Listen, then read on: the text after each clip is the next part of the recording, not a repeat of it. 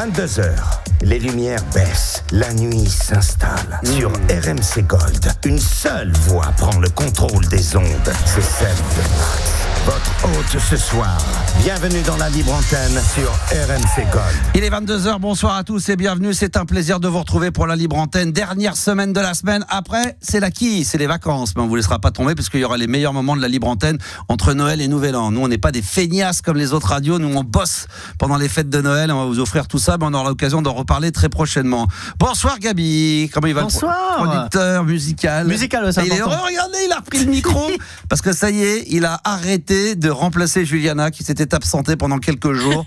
Elle était là mardi, elle est venue. Alors elle n'est pas venue lundi, elle est venue mardi, elle n'est pas venue mercredi, elle n'est pas venue jeudi. Mais là, elle nous fait le plaisir d'être là ce soir. Bonsoir Juliana. Bonsoir. Comment ça va? Bonsoir. Bah écoute, ça va très bien. Oh là, le sourire, on est content de la retrouver. Ouais, franchement, je suis en forme là. Oui, alors là, quand elle est en forme, ça veut dire qu'elle elle peut être chiante. Voilà, c'est quelqu'un de maniaque, organisé, c'est la gonzesse de l'équipe, donc ça rigole pas. Il faut marcher droit. On était entre mecs avant, c'était bien, mais on est content de te retrouver. Ça va. Non, on est très content de te retrouver, Juliana, tu le sais quand même. Non, je sais pas, ça me touche là, je suis touchée, je suis émue. Moi, je suis prêt à mentir, tu sais, quand on est à la libre antenne. Ça fait 30 ans que je mens à la radio, pour une journée de plus, une soirée de plus. C'est pas ça qui va changer. Bonsoir Yanis. Bonsoir. Il est en forme? Mais oui, toujours. Bon, ce soir c'est événement, on en a parlé pendant des jours et des jours dans la libre antenne. On va pouvoir bien dormir sur nos deux oreilles. Nous allons enfin savoir ce soir, dans moins d'une heure, s'il y a une vie après la mort. Ça va être une bonne nouvelle. Je plaisante bien évidemment, mais on a un invité exceptionnel ce soir dans les studios d'RMC Gold. Et vous le savez combien c'est rare que j'invite des gens dans mes émissions. Il y a des animateurs qu'on connaît, qui sont des copains, qui en invitent continuellement. Moi, que ça soit Fun Radio ici ou ailleurs, c'est très rare que j'invite des gens. Mais là, j'avais envie de l'inviter sous les conseils de Juliana. C'est Stéphane Alix dont on a beaucoup parlé cette semaine sur les réseaux sociaux. Bonsoir Stéphane. Bonsoir Max. On va tout de suite mettre les deux pieds dans le plat, on se tutoie. Allez, on y va. On est bien. Ce soir, on va parler d'un événement. C'est la sortie de ton dernier livre qui s'appelle La preuve, les morts nous parlent. Après le best-seller qui était La mort n'existe pas, qui était également sorti. Et là, ça a été un carton monumental, le précédent. Là, énorme carton best-seller. Oui, c'est assez incroyable l'accueil que ce livre a eu, mais ça témoigne bien qu'il y a un intérêt pour une approche rationnelle de ces sujets-là, tout en gardant justement le mystère ouvert, parce que c'est un profond mystère. C'est un mystère avec souvent des témoignages de gens qui savent qu'il y a une vie après la mort. Après, le tout, c'est de savoir si c'est des gens qui s'en persuadent pour pouvoir essayer de passer la vie tranquille et de se dire qu'il y a quelque chose derrière, et ceux qui sont réellement convaincus qu'il y a quelque chose et que finalement la vie qu'on passe sur Terre, c'est quoi? C'est une toute petite étape finalement. La meilleure réponse face à ça, c'est justement pour donner un peu de crédibilité aux témoignages qui peuvent être assez innombrables et surtout de nature très diverse, c'est de voir qu'est-ce que la science en dit en fait. Qu'est-ce que la science c'est du cerveau? Qu'est-ce que la science c'est du rapport entre cerveau et conscience? Tu sais, là, si on est conscient, c'est parce qu'on s'imagine qu'on a un cerveau qui marche. Oui. Il y a des recherches qui t'indiquent aujourd'hui que ça n'a rien à voir en fait. On est conscient parce qu'il y a autre chose. Notre cerveau, lui, sert à un rôle complètement différent. Il nous sert à être adapté, à être fonctionnel dans notre monde. Mais il y a quelque chose à l'intérieur de nous que les religions appellent l'âme depuis des milliers d'années, mais qu'on appelle plutôt la conscience fondamentale, c'est-à-dire une dimension qui échappe à la mort et qui est à l'intérieur de nous. Et ça, c'est aujourd'hui prouvé scientifiquement. Ça fait pas consensus, mais de toute façon, en science aujourd'hui, qu'est-ce qui fait consensus? Mais sur ce sujet, tu as une communauté de scientifiques à travers le monde qui défend cette hypothèse de façon extrêmement sérieuse. Et puis c'est vrai que déjà le corps en lui-même, après on rentrera dans le sujet du livre, bien évidemment, les auditeurs vont pouvoir témoigner, je vais vous raconter tout ça, puis on va parler un petit peu de ton parcours avant de commencer véritablement à rentrer dans cette histoire de ce livre et de savoir que peut-être que les morts nous parlent. Ça, on aura témoignage probablement d'auditeurs. C'est vrai que le corps, des fois, peut permettre de faire des choses qu'on n'imagine pas. Tu parlais du cerveau, je connais pas grand-chose, mais j'ai cru comprendre qu'on utilisait quasiment 8 ou 10% du cerveau et que peut-être qu'il y a plein de choses qu'on ne devine pas aujourd'hui, qu'on devinera plus tard. Il y a un champ infini de choses qu'on ne connaît pas, qu'on ne maîtrise pas, et c'est ça qui est le plus surprenant. Moi, quand j'ai commencé en tant que journaliste à travailler sur ces sujets-là, j'avais l'impression, tu sais, comme quand on est enfant et tu demandes à tes parents, tiens, pourquoi l'oiseau il fait ci, pourquoi le machin il fait truc, comme sous-entendu, les parents ont réponse à tout. Oui. Et aujourd'hui, on a un peu cette même attitude naïve en se disant, la science a réponse à tout. Et quand j'ai commencé à bosser sur ces sujets extraordinaires, sur la conscience, sur tous ces phénomènes inexpliqués autour de la mort, tu t'aperçois que les scientifiques n'ont pas forcément réponse à tout, et qu'il y a un vrai mystère sur... regarde, ne serait-ce que les expériences de mort imminente. Je pense que tu as entendu parler. Bien sûr. Tous ces gens qui disent être sortis de leur corps, avoir vu le tunnel. Souvent d'ailleurs dans des opérations graves où ils sont sur le bloc et puis ils se voient au-dessus, ils sont quand même capables de se rappeler apparemment de conversations, ou alors des moments très très très précis de ce qui s'est passé, c'est ça ? Exactement. Cette expérience, elle arrive dans plein de situations différentes, mais elle arrive aussi chez des gens qui ont un arrêt cardiaque, qui sont sur un bloc opératoire, dans un coma, etc., et qui sont capables de décrire des choses extrêmement précises. Cette fameuse lumière blanche, mais qui est plus blanche que celle qu'on connaît. C'est pas un blanc comme celui qu'on voit nous tous les jours. C'est une expérience qui est décrite comme extrêmement intense, extrêmement réelle. Les gens qui vivent cette expérience apaisante, souvent. Apaisante, ça peut être perturbant aussi. Mais la caractéristique, c'est que c'est plus réel que le réel. C'est plus réel que pour eux, que là, la réalité dans laquelle on vit, ça nous paraît, qu'est-ce qui est plus réel que ce qu'on vit là maintenant ? Pourtant, même des fois, mais des fois quand on rêve, on se réveille en étant persuadé de vivre la situation qu'on est en train de rêver. Donc c'est un peu là. Oui, mais dans un rêve, on va pas entrer dans le débat technique, mais dans un rêve, t'as pas la sensation d'une continuité narrative. Dans des blocs d'images un peu oniriques, bizarres. Oui. Une expérience de mort imminente, t'as un début, un déroulé, une fin. C'est un scénario extrêmement précis. Et surtout, moi, ce qui m'intéresse en tant que journaliste, c'est ok, la lumière, tous ces machins de bien-être, pourquoi pas. Mais est-ce que on peut vérifier des éléments probants de ce que ces gens ont raconté quand ils sont sortis de leur corps ? Et là, c'est là où ça devient problématique. Eh ben non, justement, ça devient pas problématique. C'est là où tu as une preuve qu'ils sont réellement sortis de leur corps. Parce que quand un type dans un bloc opératoire, c'est ce que je disais, en arrêt cardiaque, voit des images, il dit moi je vous ai vu discuter, vous avez fait ça, et là tu te dis le mec il a pas pu l'inventer quoi. Exactement. Et ça, moi j'ai fait ce boulot d'enquête justement pour vérifier si les témoignages étaient avérés et vérifiables. Et qu'est-ce qu'on fait de ça après ? Une fois qu'on sait ça, est-ce que du coup on est obligé d'être convaincu qu'il y a forcément une vie après la mort ou pas ? Ou on se dit c'est déjà un élément extrêmement solide qui. C'est pris au sérieux ça, ouais. C'est pris au sérieux par des équipes, mais pas plus loin que en Belgique, il y a une grosse unité qui étudie ces phénomènes, ces états limites de conscience. Ouais. C'est pris très au sérieux parce qu'aujourd'hui, tu as peut-être des centaines de milliers de gens qui vivent ce type d'expérience. Les arrêts cardiaques, autrefois, il y a 60 ans, ça conduisait à une mort définitive. Aujourd'hui, quand tu as un arrêt cardiaque, avec les techniques de réanimation, on ramène énormément de gens. Et sur 20% de ces gens qui sont ramenés d'un arrêt cardiaque, tu en as 20% donc, qui ont vécu une expérience de mort imminente. Ça fait énormément de gens qu'on peut vérifier, sur lesquels on peut enquêter. Et à quoi ça peut servir après ? Une fois qu'on sait ça, un scientifique ou quelqu'un qui prend ce genre d'éléments, qu'on a la preuve, le mec témoigne, il raconte, il dit c'est de preuve irréfutable qu'effectivement en ayant raconté ce qui s'est passé, ça c'est forcément qu'il l'a vécu. À quoi ça peut nous servir à nous après au quotidien ? Tu sais, dans la science, on n'avance pas avec tout d'un coup une grande révélation qui change tout. Ça arrive de temps en temps, tous les 3-4 siècles. La science, elle avance par des petits pas, des petits éléments qui permettent les uns accumulés après les autres de créer une nouvelle théorie. Et les expériences de mort imminente, pour moi, elles s'ajoutent aux expériences que l'on fait aujourd'hui sur les neurosciences, aux recherches que l'on fait sur les expériences de médiumnité, aux recherches que l'on fait sur le chamanisme. Tous ces sujets qui tournent autour de la conscience et des états limites, les uns et étudier avec les autres, comme ce que j'ai fait dans ce livre que tu évoquais, La mort n'existe pas, permettent aujourd'hui de comprendre que nous sommes autre chose que notre cerveau, nous sommes autre chose que notre corps, et quand notre corps meurt, il y a quelque chose en nous qui continue de vivre, qui s'appelle notre âme, notre conscience fondamentale, il y a quelque chose qui continue de vivre. Ça, aujourd'hui, c'est pas une croyance, c'est pas une théorie fumeuse, c'est quelque chose qui est démontré scientifiquement. Non mais c'est clair que de toute façon, il y en a qui sont capables aussi d'avoir des expériences. J'ai vu la dernière fois, après on va vraiment parler du livre, j'ai vu un mec qui était capable, là, je sais pas, tu l'as vu, dans la neige, dans le froid, il est capable de descendre à des températures, le mec il est en slip, il est capable avec son cerveau de contrôler quelque chose de dingue, et donc là les gens comprennent pas comment il arrive à faire ça, et en fin de compte le mec il a pas froid du tout, quoi. Il se met en contrôle total du corps, et le mec ne ressent aucune sensation de froid, aucun malaise, son cœur bat évidemment au très ralenti, mais il contrôle le mec, tranquille. Ça, tu vois, c'est exactement une bonne application à ta question de tout à l'heure. À quoi ça sert ? À quoi ça sert de se dire que l'esprit prédomine sur le corps ? Ça sert précisément à ça. Et ça, ce que tu décris, les yogis indiens le font depuis des millénaires. Ils peuvent survivre à des températures absolument glaciales alors que physiologiquement, ils devraient congeler. Ouais. Pourquoi ? Parce que l'esprit est plus fort que la matière. Ça, c'est vrai. L'esprit peut commander le corps.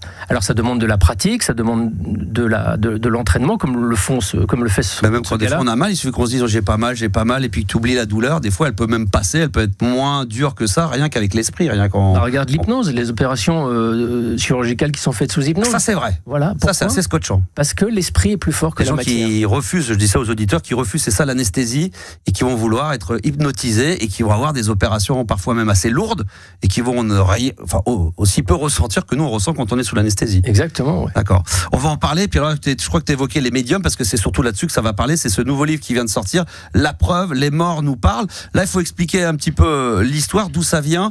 Ça vient d'un fait divers, c'est ça, d'une jeune demoiselle qui malheureusement a été tuée sous les coups de son mari. C'est ça.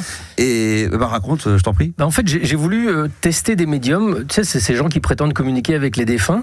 Donc j'ai bien qu'ils disent ça, ils prétendent. Ils prétendent. T'étais pas convaincu non plus, toi, donc de base. Moi, je suis journaliste. Je suis pas convaincu. Je suis pas un croyant. Non, mais tu peux être un journaliste convaincu déjà par le sujet. Je le suis aujourd'hui parce que j'ai travaillé depuis presque 20 ans sur la question. Au départ, ouais. Et là, en l'occurrence, j'ai voulu mettre en évidence la façon dont les médiums communiquent avec des défunts. Donc pour ça, je les ai testés. J'ai choisi le cas d'Aurélie, qui est une jeune fille que je ne connais pas, que j'ai jamais rencontrée, dont j'ai discuté avec son papa il y a 6 ans de ça au téléphone pendant 1 heure. Donc j'avais le souvenir de cette histoire. Et quand j'ai décidé de faire ce test, j'ai appelé le papa d'Aurélie. Je lui ai dit, est-ce que vous seriez d'accord que je fasse un test avec Aurélie, que j'aille voir des médiums? Il m'a dit, ok, je vous fais confiance. Il m'a envoyé une photo d'Aurélie. Pour savoir si ces médiums pouvaient rentrer en communication avec sa fille. Je les teste. Moi, je sais rien d'Aurélie. Donc, tu sais rien d'Aurélie, forcément. Donc, du coup, par ricochet, les gens que tu vas voir ne savent rien, parce que de toute façon, tu peux pas leur donner de réponse aux questions que tu connais. C'est pas un cas qui a été médiatisé. C'est un cas sur lequel je ne connais rien. Je sais juste qu'elle est morte de façon violente, tuée par son mari. C'est tout. Je sais pas les circonstances. Je sais pas pourquoi, etc. Et je vais voir les médiums et je leur donne une photo d'Aurélie et je leur dis, maintenant je me tais, communiquez avec elle, et puis si vous me donnez des informations précises, ça sera la preuve que vous communiquez réellement avec Aurélie. Et c'est ce qui se passe. Et c'est assez incroyable ce livre que j'ai lu, bien évidemment. Et ce que tu fais, c'est qu'après être allé voir un médium, tu reprends les éléments de réponse que eux ont pu avoir, tu retournes voir le père après, et là tu lui demandes de t'en raconter un petit peu plus sur l'histoire pour voir si ce que la médium t'a dit correspond à ce qui est réellement arrivé à cette fille. Ça, c'est ce que j'ai fait à la toute fin. C'est-à-dire que j'ai fait tous les tests avec tous les médiums d'un coup, j'ai tout retranscrit par écrit, et c'est une fois que tous les tests ont été faits que je suis allé voir le papa d'Aurélie avec les retranscriptions, et ensemble on a examiné pour voir est-ce que ça c'est juste, est-ce que c'est pas juste, et c'est là qu'on s'est rendu compte que tous les médiums décrivaient les mêmes choses, les mêmes détails sur la vie d'Aurélie, et surtout les mêmes circonstances du décès, et plusieurs médiums ont même donné des choses qui étaient inconnues du papa, qui se sont avérées être les causes du drame, la raison pour laquelle cette jeune fille a été tuée. Ça s'appelle La preuve, les morts nous parlent, c'est absolument passionnant, chez HarperCollins. Voilà. Alors justement, on va voir les auditeurs, les premiers, parce qu'il y en a énormément qui veulent venir parler. Je ne sais pas si c'est pour apporter leur témoignage de ce qu'ils ont vu, de ce qu'ils ont ressorti, ou alors si c'est simplement pour poser des questions, être un petit peu sceptique, parce que là aussi, le concept de ton livre, c'est ça qui est passionnant, et j'en fais partie, c'est que tu cherches pas à convaincre les gens, mais en tout cas de leur apporter une preuve pour ceux qui sont sceptiques à tout ça, que il peut peut-être y avoir qu'il y a peut-être quelque chose, qu'on a la possibilité de pouvoir communiquer avec l'au-delà et avec les morts. Mais moi, je suis le plus sceptique des sceptiques. Tu sais, je me suis pas lancé sur ce sujet-là parce que je trouvais que c'était cool. Je me suis lancé sur ces sujets parce que... Oui, on prêchait pas un convaincu, il fallait te convaincre. Il y a 24 ans de ça, j'ai perdu un frère dans un accident de voiture en Afghanistan. Et c'est ce qui, alors que j'étais reporter de guerre à ce moment-là depuis une dizaine d'années, je travaillais sur des sujets d'investigation, terrorisme, etc. Et tout d'un coup, je suis confronté à la mort, et ça réveille en moi ce désir de mettre du sens sur la vie, en fait. Sauf que... T'as eu envie de quoi au départ quand ton frère est malheureusement parti? C'est que t'avais envie de rentrer en communication avec lui? Non, rien à voir avec ça. Pour moi, c'était des conneries à ce moment-là. Ah oui, d'accord. La communication avec les morts, la vie après la mort, c'était du domaine du religieux, il n'y avait pas un clou. Mais voilà, ça crée un vide, tu sais, quand on perd quelqu'un... Bien sûr, de chair, surtout à un moment où il n'est pas censé mourir, il avait 30 ans. Donc ça a laissé un espèce de vide en moi, et à peu près 2 ans après sa mort, j'ai entendu un médecin sur une radio parler d'expérience de mort imminente, et ça m'a intrigué, parce que il parlait d'un cas notamment de quelqu'un qui avait une expérience comme ça après un accident de voiture. Donc je me dis, tiens, mon frère, si on l'avait ramené, ce qu'il m'aurait raconté, tiens, je volais comme un petit oiseau au-dessus de la Seine et j'ai tout vu. Et ce médecin, surtout à travers ses mots, me faisait comprendre que cette expérience de mort imminente, c'était pas juste des hallucinations, c'était pas juste un délire imaginaire pendant un moment dramatique de la vie, c'était des expériences réelles qui n'étaient pas possibles et pas fabriquées par le cerveau. Donc ça m'a intrigué, j'ai commencé à bosser en tant que journaliste sur ce sujet, j'ai rencontré des experts, des témoins, et là, je dirais que j'ai commencé à tirer ce fil qui m'emmène devant toi aujourd'hui, 20 ans après, parce que c'est un formidable terrain d'investigation rationnelle et journalistique. Et grâce à toi, aujourd'hui, tu es face à moi sur RMC Gold. Donc là, la boucle est bouclée. Voilà. Je plaisante, bien sûr. Alors, les auditeurs vont appeler, bien évidemment. Si Gabi, Yanis ou Juliana ont des questions à te poser, n'hésitez pas. Tu le disais quand même, et il faut quand même le dire, parce que tu l'as évoqué très rapidement. Journaliste, reporter de guerre, réalisateur et écrivain. Donc, au départ, journaliste et reporter de guerre. Hein. Avant de t'intéresser à ce genre de sujet, t'es pas du tout là-dedans. T'es vraiment sur le terrain, t'es tout le temps à l'étranger. Oui, vraiment pas du tout. J'ai beaucoup travaillé en Asie centrale et en Afghanistan. Mon premier livre était consacré au trafic de drogue entre l'Afghanistan et l'Europe. Donc je travaillais pas du tout sur ces questions-là. C'est vraiment une ancienne partie de ma vie qui, d'une certaine manière, m'a rendu... m'a donné des clés et un outil de travail pour investiguer sur un sujet aussi sensible que celui de la conscience. Et aujourd'hui, ça te prend tout ton temps. Hein. Tu écris des livres, maintenant tu es consacré qu'à ça. J'imagine que matin, midi et soir, tu es tout le temps en train de travailler d'un livre à un autre constamment. Et c'est toujours sur ce sujet, en tout cas sur cette thématique de la vie après la mort. C'est vrai que les deux derniers, c'est vraiment des livres de synthèse où je partage beaucoup de choses. Je ne sais pas ce que je vais... Sur quoi je vais travailler dans les années à venir, mais disons que j'ai... Sur les chiffres du loto, non, peut-être à l'avenir, ça m'intéresse. On pourra en parler, parce que l'esprit humain est capable de choses prodigieuses. Ah bon ? Ah putain. Je vais faire une grille, va me chercher une grille tout de suite. Mais il faut beaucoup de pratique et d'entraînement. Est-ce que tu médites ? Alors non, pas du tout. Alors tu sais quoi ? Non, franchement, moi là-dessus, je suis très... je crois que ce que je vois, donc, mais je suis toujours très intégré, très intéressé. Le livre m'a véritablement passionné et le témoignage que tu apportes ce soir également. Mais oui, je suis toujours ouvert à entendre tout ça. Alors méditer, justement, non, pas trop. Je suis tellement, tu le vois, hein, je suis un peu en train de bouger, je vais dans tous les sens. Donc dès que je veux méditer, dès que je veux faire ces choses, franchement, c'est quelque chose vers quoi j'ai envie d'aller pour me canaliser. Mais dès que je commence à le faire plus d'une minute, j'ai l'impression que j'y arriverai pas, que c'est entre guillemets peut-être à tort. J'ai l'impression que c'est pas fait pour moi. C'est à tort, parce que c'est pour tout le monde. Je sais, c'est ce que je sais bien. Si tu veux gagner au loto en devinant les chiffres, il va falloir méditer longtemps. Mais la méditation, toi tu médites un peu, Oui, depuis quelques années, maintenant c'est devenu une pratique régulière parce que c'est... Et t'en as besoin autant qu'un mec qui a besoin d'aller courir tous les jours. C'est pas que j'en ai besoin, c'est que j'ai l'impression que mon travail de journaliste m'a amené à la découverte que nous sommes...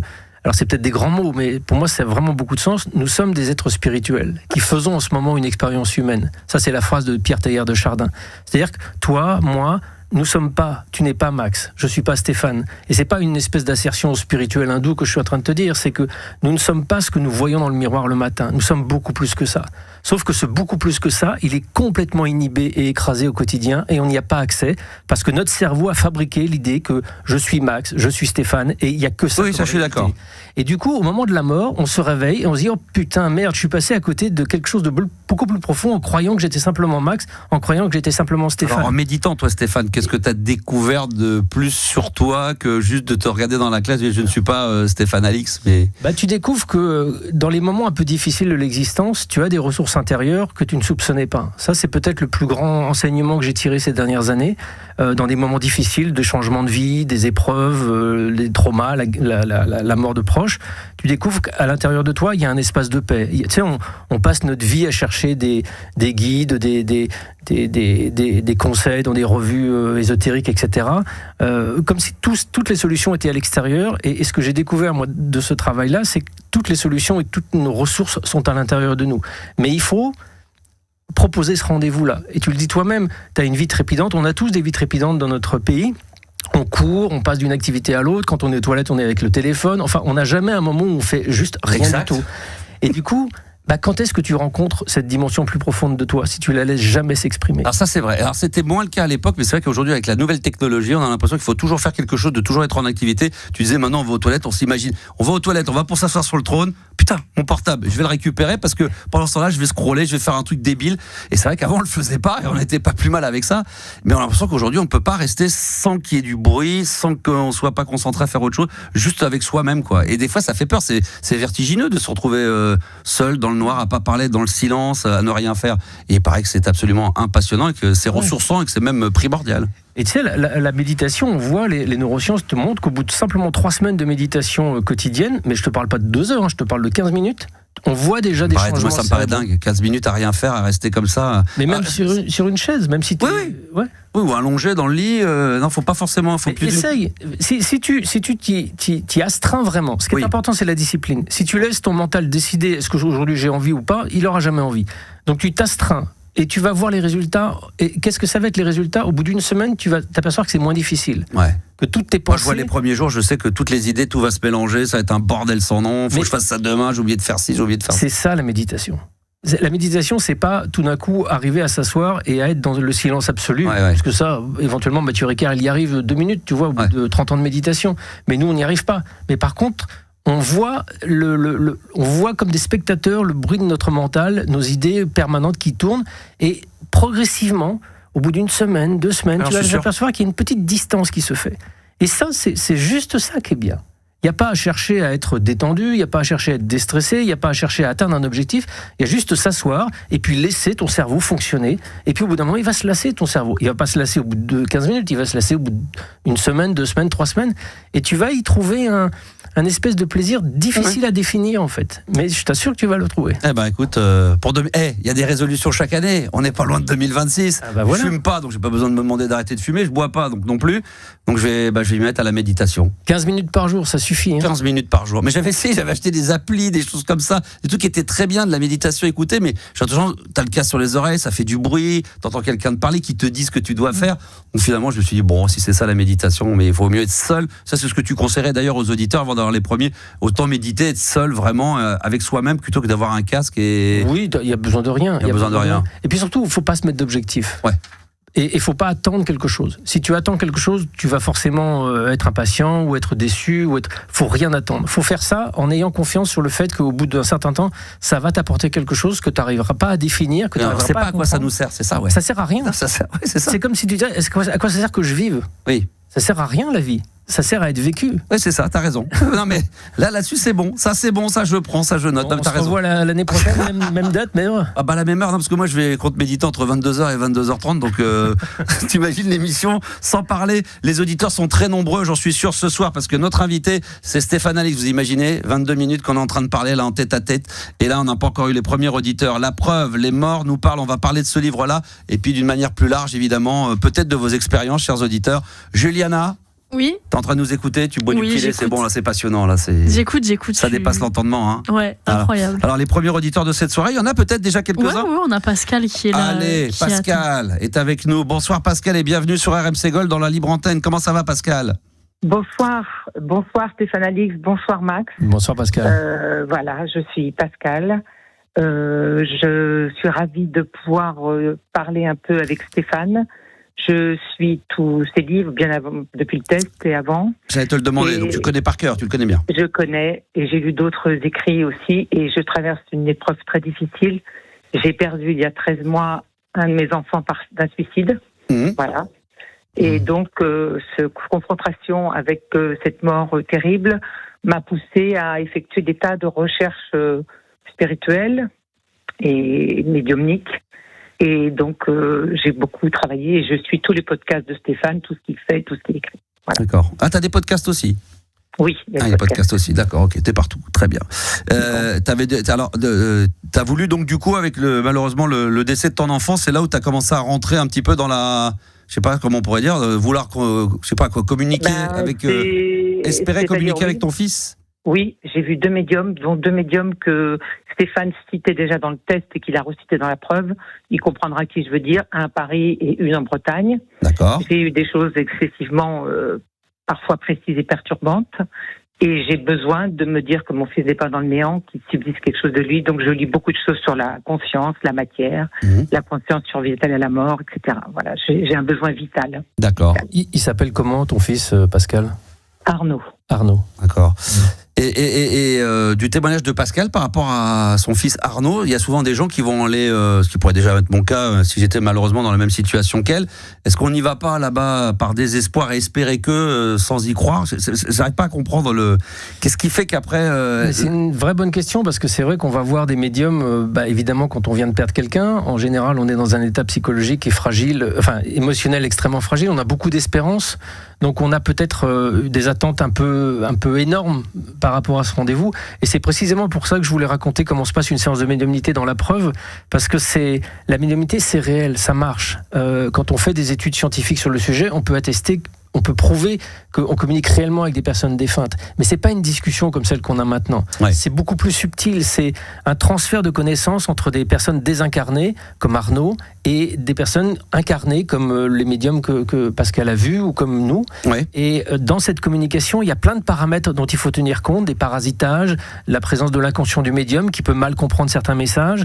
Il y a une procédure à suivre pour être vraiment sûr qu'on ne puisse pas être abusé, soit par des charlatans, soit par nos propres attentes. Le défunt, ils sont capables de deviner ce que tu as envie d'entendre et qui savent que tu es dans le désespoir ou dans le désarroi et qui vont te rassurer en disant il va bien, il est bien, toi tu te sens bien, tu livres un peu des informations et en réalité il y en a quelques-uns comme ça qui sont pas plus médiums que... Bien sûr, il y a des gens qui soit qui sont des charlatans, soit qui sont convaincus d'être des médiums sans l'être nécessairement, et c'est pour ça que cet aspect psychologique je le développe dans le bouquin, et j'ai testé, en même temps que j'ai testé des médiums, j'ai testé un mentaliste qui s'appelle Fabien Olicard, oui, t'en parles dans le livre, à qui j'ai soumis la photo d'Aurélie pour voir s'il était capable de faire ce que font les médiums. Pour moi, c'était l'idée de tordre le cou à cette idée que la médiumnité, c'est du mentalisme ou de la psycho. C'est pas ça, c'est bien plus que ça. Et l'entretien et le test avec Fabien Olicard est éloquent à ce point de vue-là, parce qu'on voit bien que Fabien n'arrive pas à avoir les informations qu'ont les autres médiums. Et Pascal, ouais, toi, c'était ton cas aussi. Tu as réussi à avoir des éléments de réponse. Je veux pas je sais pas ce que tu veux raconter sur ton histoire personnelle, mais est-ce que ça t'a fait du bien? Est-ce qu'aujourd'hui, tu es intimement convaincu Alors, je suis difficile. Je suis un peu dans la démarche de Stéphane. Je me contente pas. Enfin, je suis une démarche intellectuelle assez forte. Donc, j'ai du mal à garder cette preuve. Quand j'y crois, j'ai d'espoir. Quand j'y crois plus, je m'écroule. C'est vrai. Je voulais poser une question à Stéphane bien sûr. Précise. Je demandais à Stéphane, les contacts médiums semblent plus difficiles quand il s'agit d'un suicide, ce qui est le cas de mon fils. Est-ce une problématique qui lui parle ou qu'il a rencontrée ? Je voudrais pas me prononcer de façon définitive dessus. Je pense qu'il y a beaucoup d'idées préconçues sur le fait notamment que les personnes qui se sont donné la mort vont être plus difficiles à contacter. Je suis pas convaincu de ça. Je suis pas convaincu de ça. Je pense qu'il y a beaucoup d'images qui sont liées à notre tradition chrétienne en France et en Occident, qui assimilent le fait de mettre fin à ces jours à quelque chose de mal, qui nous condamne, etc. Je crois que ça, c'est des belles conneries. Voilà, c'est tout ce que je peux en dire. Je ne sais pas ce qu'ont dit les deux médiums que vous avez consultés, mais je pense qu'ils iront dans le même sens. C'est pas le message qu'ils ont laissé passer. C'est plus ce que je dis, mais ils n'ont pas laissé entendre ça. Oui, voilà. Oui, mais ça ne m'étonne pas. Et aujourd'hui, tu vas les voir régulièrement, pour terminer sur le sujet, pour toujours discuter avec ton fils, si tu y arrives, ou par l'intermédiaire ou pas? Non, parce que je suis un peu aussi les consignes qu'a donné Stéphane dans son livre et qu'on donne beaucoup.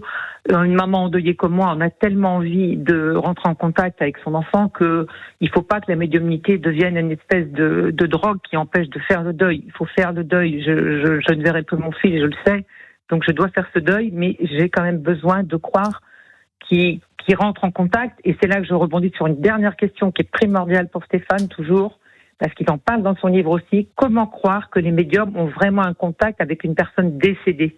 Est-ce que c'est pas plutôt un exercice de voyance de ce que la personne a vécu sur la vie terrestre, ou de ce qu'on appelle la mémoire akashique ou la mémoire universelle? Je pense que ça lui parle à Stéphane. Surtout que tu m'as devancé, je voulais voir la différence entre un médium et un voyant. Alors, oui, j'y réponds dans le livre, effectivement. Oui. Mais déjà, Pascal, je voudrais juste souligner votre lucidité, et vous m'impressionnez beaucoup dans la façon dont vous parlez de votre parcours, parce que précisément, la médiumnité, pour moi, peut être d'un apport extraordinaire en ouvrant cette porte, cette fenêtre sur la possibilité de la survie de la conscience des personnes qu'on a aimées, mais ça peut devenir aussi quelque chose qui peut être compliqué si on y fait appel trop souvent, si on se bloque dans une certaine manière dans ce cheminement du deuil. Et ce que vous dites, pour moi, est d'une grande sagesse, et c'est effectivement quelque chose sur lequel j'insiste dans mes interventions, parce que un médium, ça se voit une fois, deux fois, mais après, il y a quand même un travail nécessaire d'acceptation qui est difficile, qui est douloureux, qui est insupportable, mais par lequel on est obligé de passer.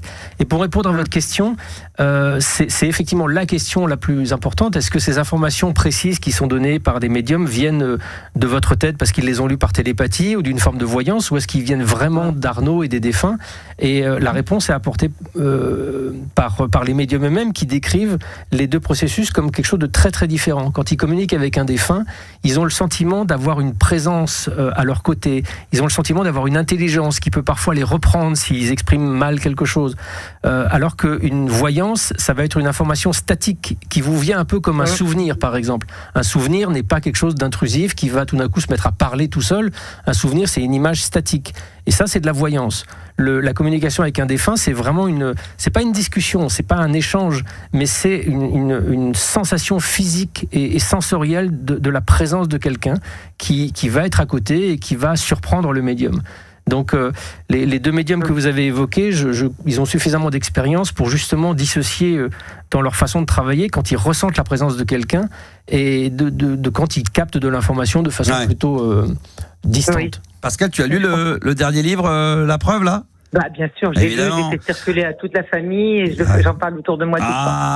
Ça à mettre sous le sapin, ça, c'est important, ça, évidemment, avec un beau paquet cadeau, bien évidemment. Alors, tu sais, Pascal, dans ce livre, justement, sans aller tout spoiler, tout raconter, mais par exemple, pour la premier médium, c'est vrai que d'ailleurs, de le dire parce que moi, j'ai reçu souvent dans des émissions de radio, on en parlait avant, à l'époque de Fun, on recevait un voyant, donc c'est pour voir la différence entre un voyant. Mais c'est vrai que là, déjà, les médiums, c'est pas des images. Quand il dit je vois quelque chose, c'est pas un truc prédéfini, c'est des trucs assez flous. Je me souviens que dans le livre de mémoire, dans le premier témoignage, le médium parle toujours d'un voyage à l'étranger ou je sais pas où, et pour lui c'est assez flou, et j'ai l'impression que le défunt, la défunte, le reprend le médium n'étant pas d'accord, je sais pas quoi. C'est pour expliquer que des fois elle repousse un peu en lui disant non, là tu vas pas dans le bon chemin, c'est pas ça, c'est pas comme ça que je voulais présenter la chose. C'est ça, le médium au départ il capte un certain nombre de connaissances et d'informations qui lui sont données, mais c'est un peu en désordre. Oui. C'est un peu comme si on te racontait un film en te donnant toutes les scènes d'un bloc.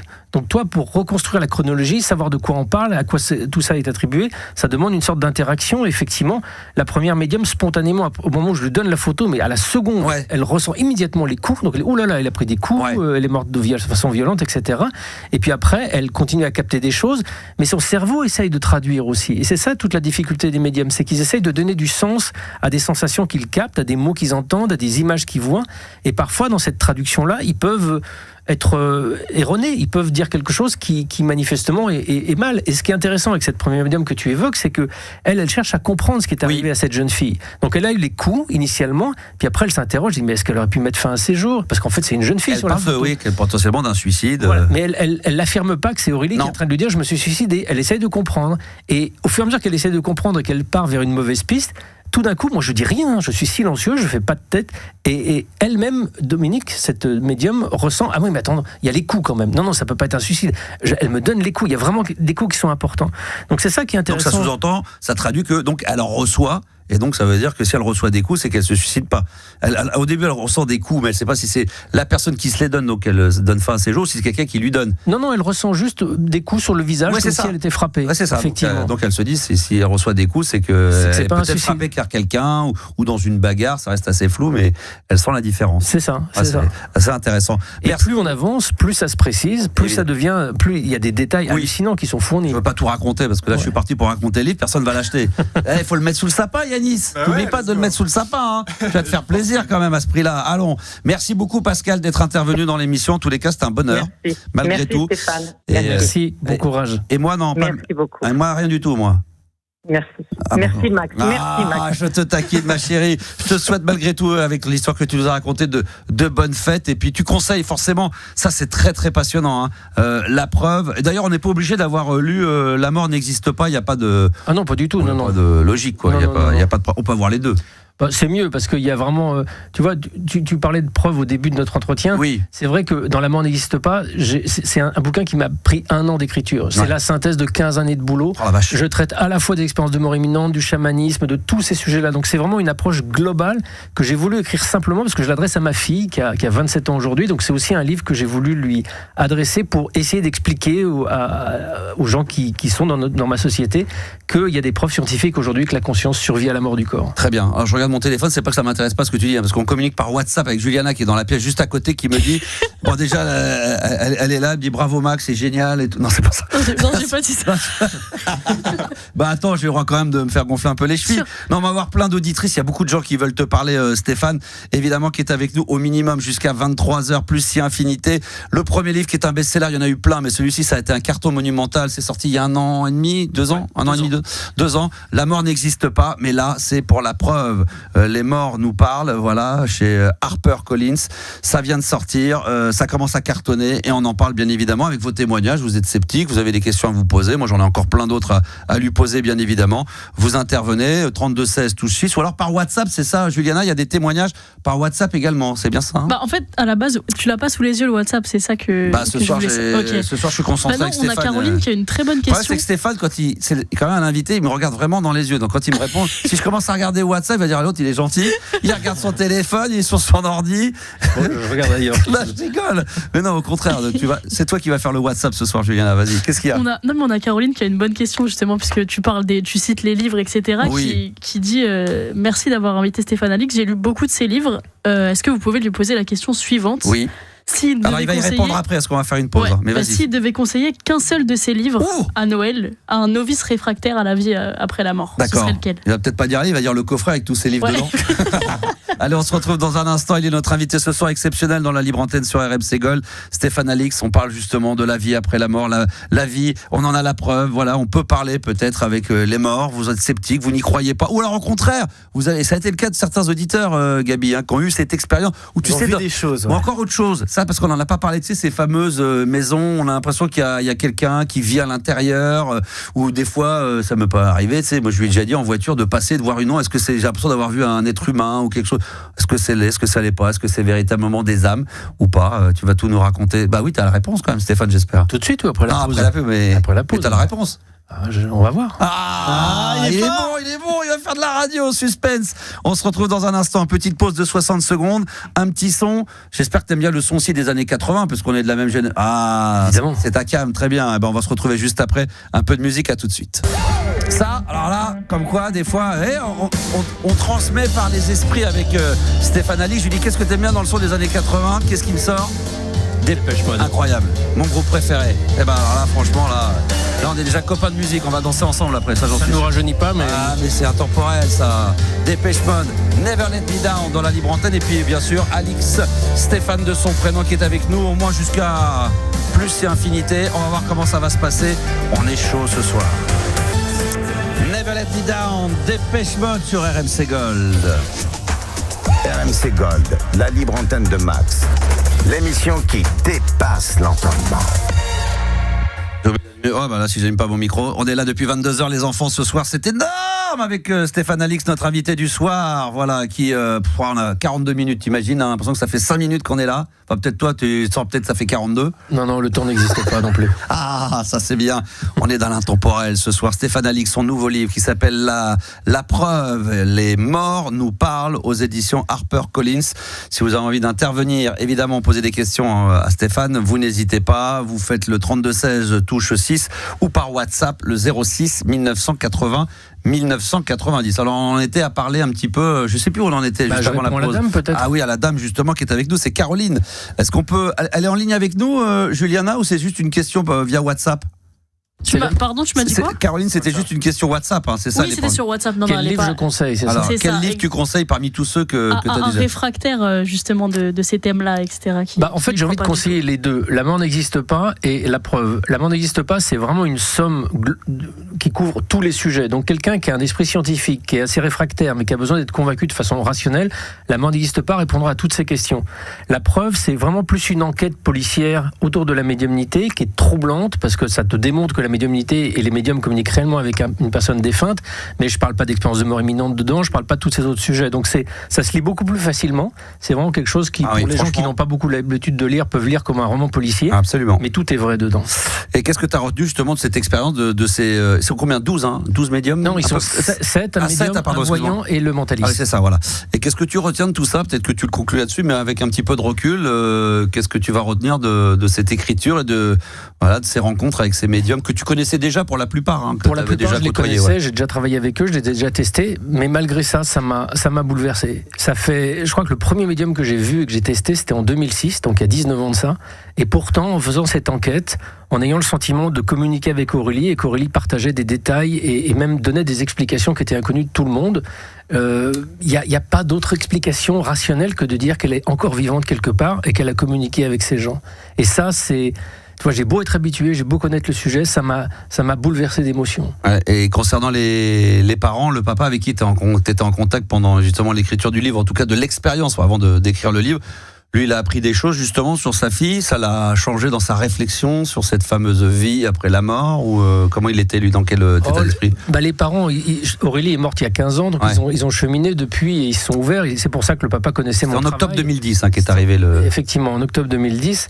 Donc les parents n'ont pas eu de révélation sur ce qui était arrivé à leur fille. En revanche, ils ont compris, grâce à elle et grâce à ce qu'elle a donné à plusieurs médiums, ils ont compris un peu pourquoi ce drame est survenu. Qu'est-ce qui a été le déclencheur et les prémices. Et ça, c'est dingue quand il pense. Non, mais complètement. Parce que cette info, elle vient des médiums à qui j'ai rien donné comme information. Rien du tout. C'est comme si tu prenais 7 personnes dans la rue, tu leur donnes la photo d'une jeune fille, tu dis, allez-y, parlez avec elle. Tu vas avoir 7 récits complètement différents. Tu vas avoir un passant qui va te dire, elle a eu un accident de voiture, un autre qui va te dire, elle est morte de maladie, elle a eu un cancer, etc. Non, là, les 7 médiums te disent tous la même histoire. Avec des détails qui se enrichissent les uns avec les autres et qui sont tous convergents. Ça, c'est bouleversant. Juste avant, Gabi, parce que tu avais une question à lui poser après nos auditeurs. Attends, juste avant, je voulais dire que moi, je l'aurais déjà raconté en direct, quand j'avais ce fameux voyant qui venait, on lui disait strictement rien sur les auditeurs, donc c'était dans un esprit de libre antenne comme là, où ça déconnait quand même pas mal, donc c'était difficile parfois de se concentrer. Et il m'est déjà arrivé d'avoir un auditeur en ligne qui vient pour un sujet, et mon pote, qui était donc le voyant, qui venait tous les lundis, des fois il avait des flashs, et il était en une seconde, il parlait d'un autre sujet, c'est-à-dire, excuse-moi, tu veux parler de, je sais pas moi, d'immobilier, mais t'as pas eu et là il tapait mais dans le mille sur un truc où il savait rien, et là c'est vrai que c'est assez troublant. C'est troublant. Là c'est très troublant. C'est vrai que là on demandait à l'auditeur est-ce que c'est vrai, et là il disait mais ça n'a rien à voir avec le sujet, mais comment tu sais ça, à croire qu'ils étaient copains ou que nous on avait récupéré des infos avant, ce qui n'était pas le cas.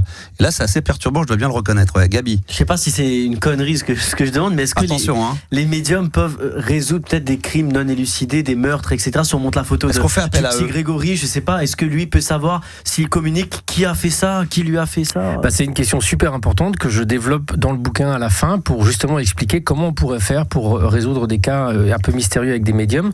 La réponse est oui, c'est possible, mais ça demande une prise en compte sérieuse de ce qu'est la médiumnité, ça demande une connaissance de ce sujet. On fait pas beaucoup appel à ça, non? Très peu. On fait pas appel parce que c'est pas non plus une baguette magique. Tu peux pas aller demander à un médium en disant tiens, dans une non, mais ça pourrait se faire discrètement. Peut-être que le mec ne pourrait ne rien faire, comme il pourrait. Il y a plein d'éléments qui à titre privé, il y a des policiers qui font appel à des médiums parce qu'ils les connaissent, parce qu'ils ont des relations amicales, et puis ça marche. Mais ça va pas plus loin que des petits coups de pouce, ça va pas plus loin que des éléments qui peuvent aider un petit peu, mais pas résoudre complètement quelque chose. Pourquoi ? Parce que, il faudrait que les médiums puissent être intégrés à des équipes d'enquête au même titre que d'autres experts. Donc leur donner tous les éléments, d'être vraiment... Qui puissent être recevables dans une procédure judiciaire. Oui, d'accord. Parce que là, pour l'instant, et c'est déjà arrivé à des médiums qui sont dans mon bouquin, ils donnent des informations précises sur quelqu'un qui a disparu ou un meurtre. Mais comment vous savez ça, monsieur ? Allez hop, garde à vue. Parce qu'un type qui a des infos, c'est le suspect. Ouais. Et c'est arrivé un médium qui est dans mon bouquin. Il s'est dit, c'est la dernière fois que je vais aider des flics. En plus, c'est des flics qui étaient venus lui demander. Il avait été très précis dans les détails. Les flics sont venus lui demander des informations, s'ils pouvaient les aider à un truc. Il a donné des éléments tellement précis qu'ils ont dit, mais attendez, comment vous savez ça ? Vous savez que vous avez vous-même commis le crime. Et hop, garde à vue. Il a dit, les gars, c'est la dernière fois que vous me demandez. Donc il faudrait que mais tu sais, ça a été utilisé, ça, dans les services de renseignement américains. Il y a un programme qui s'appelait Stargate, qui a été initié dans les fins des années 70 aux États-Unis pour faire du renseignement avec des espions psychiques, avec des voyants, en fait, qui permettaient d'espionner des sites soviétiques, des labos de transformation d'héroïne, pour découvrir où étaient enlevés des otages. Il y a eu par exemple, au moment de la crise des otages en Iran, où tous les otages l'ambassade américaine a été prise en otage par les autorités iraniennes, il y a des voyants du programme Stargate qui ont travaillé pour essayer de localiser qui étaient et où étaient les otages américains. Et il y a un des voyants qui a dit, mais attendez, il y a 4 bonhommes qui sont de la CIA, là, visiblement, que j'ai détectés. Et les autorités étaient très emmerdées parce qu'en fait, personne n'était au courant qu'il y avait 3-4 agents de la CIA qui étaient aussi enlevés. Donc l'information, elle est... Et même Jimmy Carter a raconté cette expérience. Un jour, des journalistes lui demandaient, mais quelle est pour vous l'expérience la plus troublante que vous avez vécue à la Maison-Blanche ? Et il dit, c'est le jour où des espions du programme Stargate ont retrouvé un avion espion russe qui s'est crashé au Zaïre. L'avion russe était crashé au Zaïre. Tout le monde voulait essayer de le retrouver. Tu penses France, il y avait plein de matériel ultra secret dedans. Les Russes essayaient de le trouver. Les Américains se sont dit, faut bien savoir où ils sont. Sauf que la forêt amazonienne zaïroise, c'est colossal. Ouais. Donc ils ont fait travailler des voyants. Ils ont fait travailler 3 voyants qui chacun ont donné des informations convergentes qui ont permis de circonscrire une zone de quelques kilomètres carrés. Ils ont envoyé là des commandos. Les commandos arrivaient sur zone. Ils ont commencé à avoir des villageois avec des petits bouts de l'avion sur les épaules. Ils ont retrouvé l'épave. Et ça, ça marche. Tu vois, ça marche. Oui. Mais il faut pour ça qu'il y ait un service dédié, qu'il y ait des compétences, qu'il y ait des protocoles qui soient élaborés par des gens qui connaissent la médiumnité, qui ne considèrent pas ça comme un truc faux ou un truc un peu magique. Et là, on arrivera à avoir des résultats. Et d'éviter de se retrouver à chaque fois en garde à vue. Mais c'est vrai qu'un voyant ou un médium pourrait simplement dire je vois de l'eau, je vois une forêt déjà au moins préétablir ou pourrait potentiellement un corps. Ça pourrait être quelque chose sans que ça soit ultra précis, quoi. Bah oui, mais il va pas donner forcément l'adresse et des forêts. Il y en a beaucoup en France, de l'eau, il y a beaucoup en France. Donc, tu vois, il y a un cas, par exemple, qui a impliqué aussi l'enlèvement d'un général américain en Italie, où on a fait travailler, pareil, des voyants du programme Stargate. Le type avait été enlevé par les Brigades Rouges, on savait pas où il était. On a fait travailler des voyants, et un des voyants a dit, je vois quelque chose dans cette ville, et il appelle le nom d'une ville italienne par son ancien nom. Donc là, les analystes se disent, tiens, s'il dit l'ancien nom, peut-être que ça veut dire qu'il désigne la vieille ville la partie ancienne de cette ville-là. Donc on transmet cette information aux policiers sur place. Les policiers sur place disent, peut-être. On refait travailler le voyant. Là, le voyant commence à dessiner une maison. Mais il dessine une silhouette de maison. Et là, en envoyant ce croquis aux policiers sur place, les policiers disent putain, cette maison-là, on la sait, elle est à tel endroit. Ils y vont, je te la fais courte, et ils ont réussi à libérer l'otage américain qui était enlevé par les Brigades Rouges là. Donc ça marche, mais ça demande un travail colossal qui est à l'opposé de la façon dont on perçoit la médiumnité aujourd'hui. Voilà, donc il faut l'accepter, de se dire qu'effectivement ça peut fonctionner, et après que ça fasse partie du système de recherche comme n'importe quoi, et qu'on se retrouve pas parce qu'on a trouvé un indice très précis. Oh là là, celui-là il va finir en garde à vue. Ça se trouve il est complice de ce qui a pu se passer.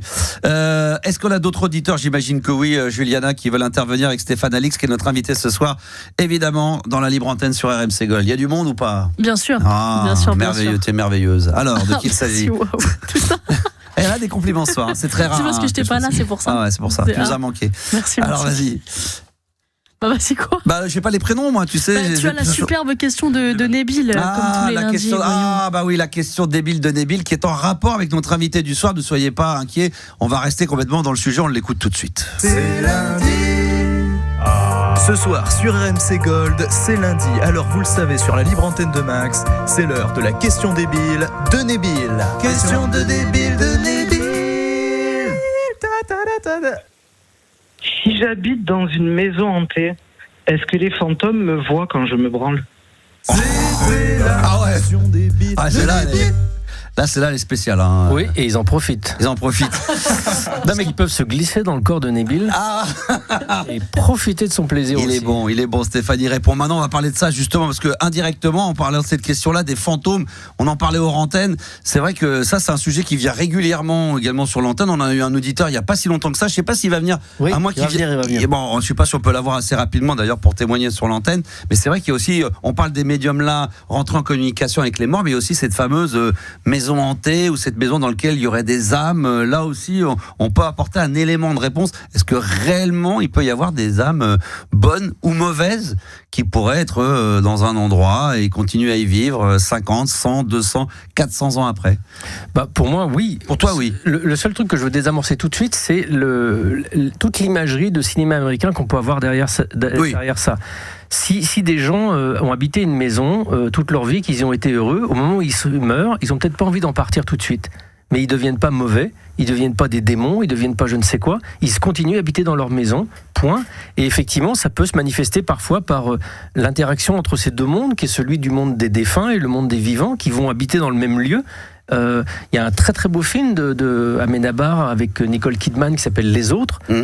Sans tout spoiler de ce film-là, ça démontre vraiment ce dont parlent les médiums et ce dont parlent les témoins qui vivent dans des maisons dites hantées. Moi, j'aime pas du tout ce terme hanté. Ah ouais, pourquoi? Parce que ça convoque toute cette imagerie de peur, de terreur, de fantômes, d'Amityville, de démons, d'exorcisme, etc. Et je crois que la réalité de l'au-delà, elle est pas comme ça. La réalité de l'au-delà, elle est peut-être beaucoup plus simple et beaucoup moins flippante que celle qu'on véhicule dans le cinéma.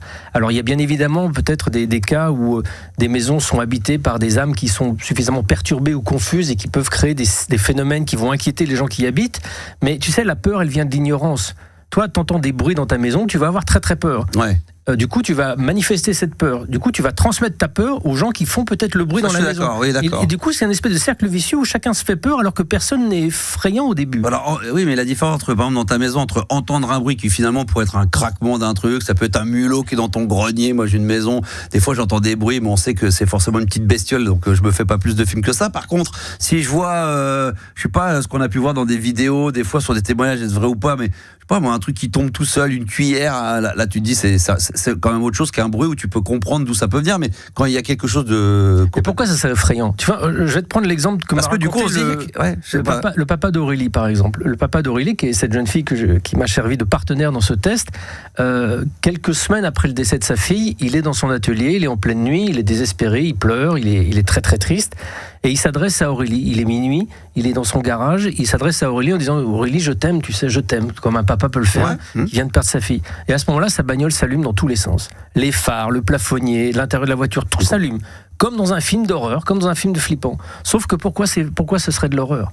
C'est Oui, mais là, il communique avec. Il communique. Non, il s'y attendait pas. Il y croit pas à la vie après la mort. Il vient de perdre sa fille. Il croit rien du tout. Il est pas spirituel du tout. Il exprime juste son amour pour sa fille. Et là, tout d'un coup, tout s'allume. Oui, il pourrait comprendre que c'est en rapport avec finalement avec la situation ou le moment qu'il était en train de vivre. Il communiquait avec elle sans y croire. Moi, si demain je vois ça, je me dis, il y a peut-être un échange. C'est ce qu'il a dit. Mais si je suis chez moi et qu'à un moment je vois un truc tomber tout seul, alors que je communique avec rien, là, je me dis, il y a quelque chose de paranormal. Il y a un truc étrange. Il y a quelque chose de. Peut-être que là, il y a quelque chose qui veut communiquer avec toi. Ah. Non, mais ça m'est jamais arrivé. Je sais pas. Si tu veux, la question, elle est très théorique. Je peux pas répondre de façon comme ça, évidemment, globale et théorique. Oui. Mais ce que je voudrais souligner, c'est que les mondes dans lesquels nous vivons ne sont pas étanches. On n'est pas dans une réalité qui exclut toute autre forme de réalité. Nos mondes interagissent les uns avec les autres. Le monde des morts, il n'est pas lointain quelque part dans un univers, je ne sais pas où. Il est au milieu de nous, il est là. Il y a des gens qui ont habité cette planète, qui ont habité nos maisons, qui ont habité nos rues, qui ont déambulé, qui ont eu des amours, des peurs, des confusions ou de la joie et qui sont toujours autour de nous, qui sont là. Ils ne sont pas perdus, ils ne sont pas errants, ils vivent dans des réalités parallèles. Nous vivons dans ce monde, nous partageons notre réalité avec d'autres dimensions. Ouais. Et parfois, il y a des rencontres entre ces deux dimensions qui peuvent provoquer de la peur là où il n'y a aucune légitimité à provoquer de la peur, simplement parce qu'on ignore ce qui se passe. Et dans notre monde qui est complètement ignorant et qui, dans une espèce d'irrationalité folle, dit tout ça, ça n'existe pas, c'est des bêtises, ça n'existe... Voilà, la rationalité, c'est de croire qu'on est juste des trucs de matière, des sacs d'os et de chair et qu'il n'y a rien d'autre. Bon, évidemment, tous les phénomènes qui sortent un peu de l'ordinaire inquiètent, perturbent. Mais dans des sociétés où la science, où les traditions permettent de mieux comprendre ces phénomènes-là, il y a beaucoup moins de peur, il y a une acceptation beaucoup plus simple. Et je ne parle pas forcément d'aller juste en Inde ou au fin fond de l'Amazonie, mais tu as certains pays dans le Maghreb où on intègre beaucoup plus la présence de ces esprits, on gère, on sait comment fonctionner avec eux, il y a moins de peur, il y a plus d'intelligence en fait. C'est vrai qu'il y a des pays où on est moins réfractaire à ça, c'est vrai qu'on n'a pas peur de la mort, et d'autres où on a un peu plus de tradition, on est un peu plus flippé par rapport à ça, ça c'est vrai. La peur, elle vient de l'ignorance en fait. Ouais. La peur vient de l'ignorance, et c'est pour ça que la mort n'existe pas. Je l'avais écrit pour ma fille, parce que je me suis aperçu combien le fait que ma fille a perdu son oncle quand elle avait 3 ans, moi j'en avais 32, et j'ai parlé de la mort, j'ai parlé de mes recherches auprès de ma fille toute sa vie en fait, et je vois combien aujourd'hui elle est plus en paix par rapport à ça. Elle est beaucoup ça plus aide énormément. Oui. Quand tu arrives à être entendu par ça, à comprendre ou de l'accepter, ou je sais, oui, là c'est sûr. Mais quand tu as des gens, moi je suis plus terre à terre, donc là je t'écoute et je sais pas que je bois les paroles, mais je demande qu'à être convaincu. Puis des fois ça apaise, ça peut faire du bien aussi. C'est vrai que c'est beaucoup plus agréable. Je sais pas si c'est ton cas, Gabi. Toi aussi, t'es comment par rapport à tout ça? Moi j'y crois. Ouais. Toi t'y crois. Ouais. Donc toi t'es convaincu, toi. Ouais, je suis sûr. Bon, donc t'as pas besoin d'acheter le livre alors du coup. Non, j'ai quand même non, ça m'intéresse pour avoir des arguments pour te battre contre ton beau-frère à la con. Ah ouais. Non, mais dans ma famille, ils sont croyants, ils y croient pas mal. C'est bientôt Noël, donc pour avoir des arguments pour les repas. Oui. Il a pas tort. Stéphane Alix, il est avec nous, notre invité. Ça s'appelle La Preuve. Les morts nous parlent. Est-ce qu'on a un auditeur ou une auditrice en ligne? Oui, on a Guillaume. Allez, bonsoir Guillaume et bienvenue dans la Libre Antenne. Ce soir c'est spécial, Guillaume. Et bonsoir tout le monde. Bonsoir Guillaume. Comment il va Guillaume? Il nous appelle d'où Guillaume? De Perpignan. De Perpignan. C'est toi avec l'histoire de la maison? Ouais, c'est ça. D'accord, ok. Il me semblait bien avoir reconnu le son de ta voix. Voilà, c'est pas les esprits, là, c'est le vrai Guillaume. Non, parce que le témoignage, je le dis à Stéphane, on l'avait eu, Guillaume, il y a quelques temps, il nous avait parlé d'une expérience assez dingue dans sa maison. Et il va t'en reparler, il va en reparler maintenant avec toi. On t'écoute, Guillaume. Bonsoir, Stéphane. Bonsoir. Ouais, moi, j'ai eu une expérience assez paranormale dans mon appart, dans mon ancien appart. Ça a duré 8 mois. Et l'expérience paranormale m'a amené au côté médium, en fait. J'ai rencontré quelqu'un qui est médium, qui n'a pas pignon sur rue, et qui m'a aidé donc à me sortir de tout ça, qui s'est avéré être une passeuse d'âme. Mmh. Et donc chez moi, ça cette histoire de fantôme là, c'est arrivé. Alors vas-y, raconte l'histoire, raconte Guillaume. Plonge le décor, c'est important. C'est arrivé un moment de ma vie où c'était très compliqué, une séparation, enfin bon, très très très mauvais mood. Et donc je visite cet appartement qui d'entrée ne me semble pas, voilà, je suis pas forcément bien dedans, mais je suis quelqu'un à la base de très très cartésien, de très sceptique sur la chose. Et c'est quelque chose qui m'intéressait, tout ce qui était paranormal, mais je regardais ça de loin, mais ça sans trop m'en inquiéter, j'avais pas non plus la tête à ça. Donc je déménage dans cet appartement. Et sans me sentir forcément très très bien, voilà, je me sentais pas chez moi. Et les jours ont suivi. Un jour, je pars en week-end, je rentre chez moi le dimanche soir, et beaucoup d'odeurs, une odeur de cigarettes froides, alors qu'il y avait personne chez moi, que je ne fume pas, que cet appartement était neuf. Voilà, des odeurs très très bizarres. Les jours ont suivi. Beaucoup de. T'es sûr que t'avais pas laissé les doubles de clés à tes potes qui sont venus faire la teuf chez toi? À personne. D'accord. Personne. Donc là, tu sens la cigarette et là, tu trouves ça forcément très étrange. Voilà, donc je me pose des questions, mais ça forcément me posait trop de questions. Et puis je m'aperçois que cette odeur de cigarette circule dans mon appartement. Un coup elle est dans mon salon, un coup elle est dans la chambre, un coup elle est dans la salle de bain. Donc je commence à me poser des questions, mais je suis pas trop dans ça. Et puis les jours ont suivi où cette odeur a totalement disparu. Pour je ne sais quelle raison. Et est arrivée une odeur, une très très mauvaise odeur, c'est-à-dire une odeur qui était tout le temps au même endroit. Dans un coin, j'avais un escalier, donc dans le coin de l'escalier, et une odeur que je ne savais absolument pas qualifier jusqu'à que je rencontre cette passeuse d'âme qui m'a expliqué le pourquoi du comment. Donc cette odeur-là, et donc c'était une femme qui était là.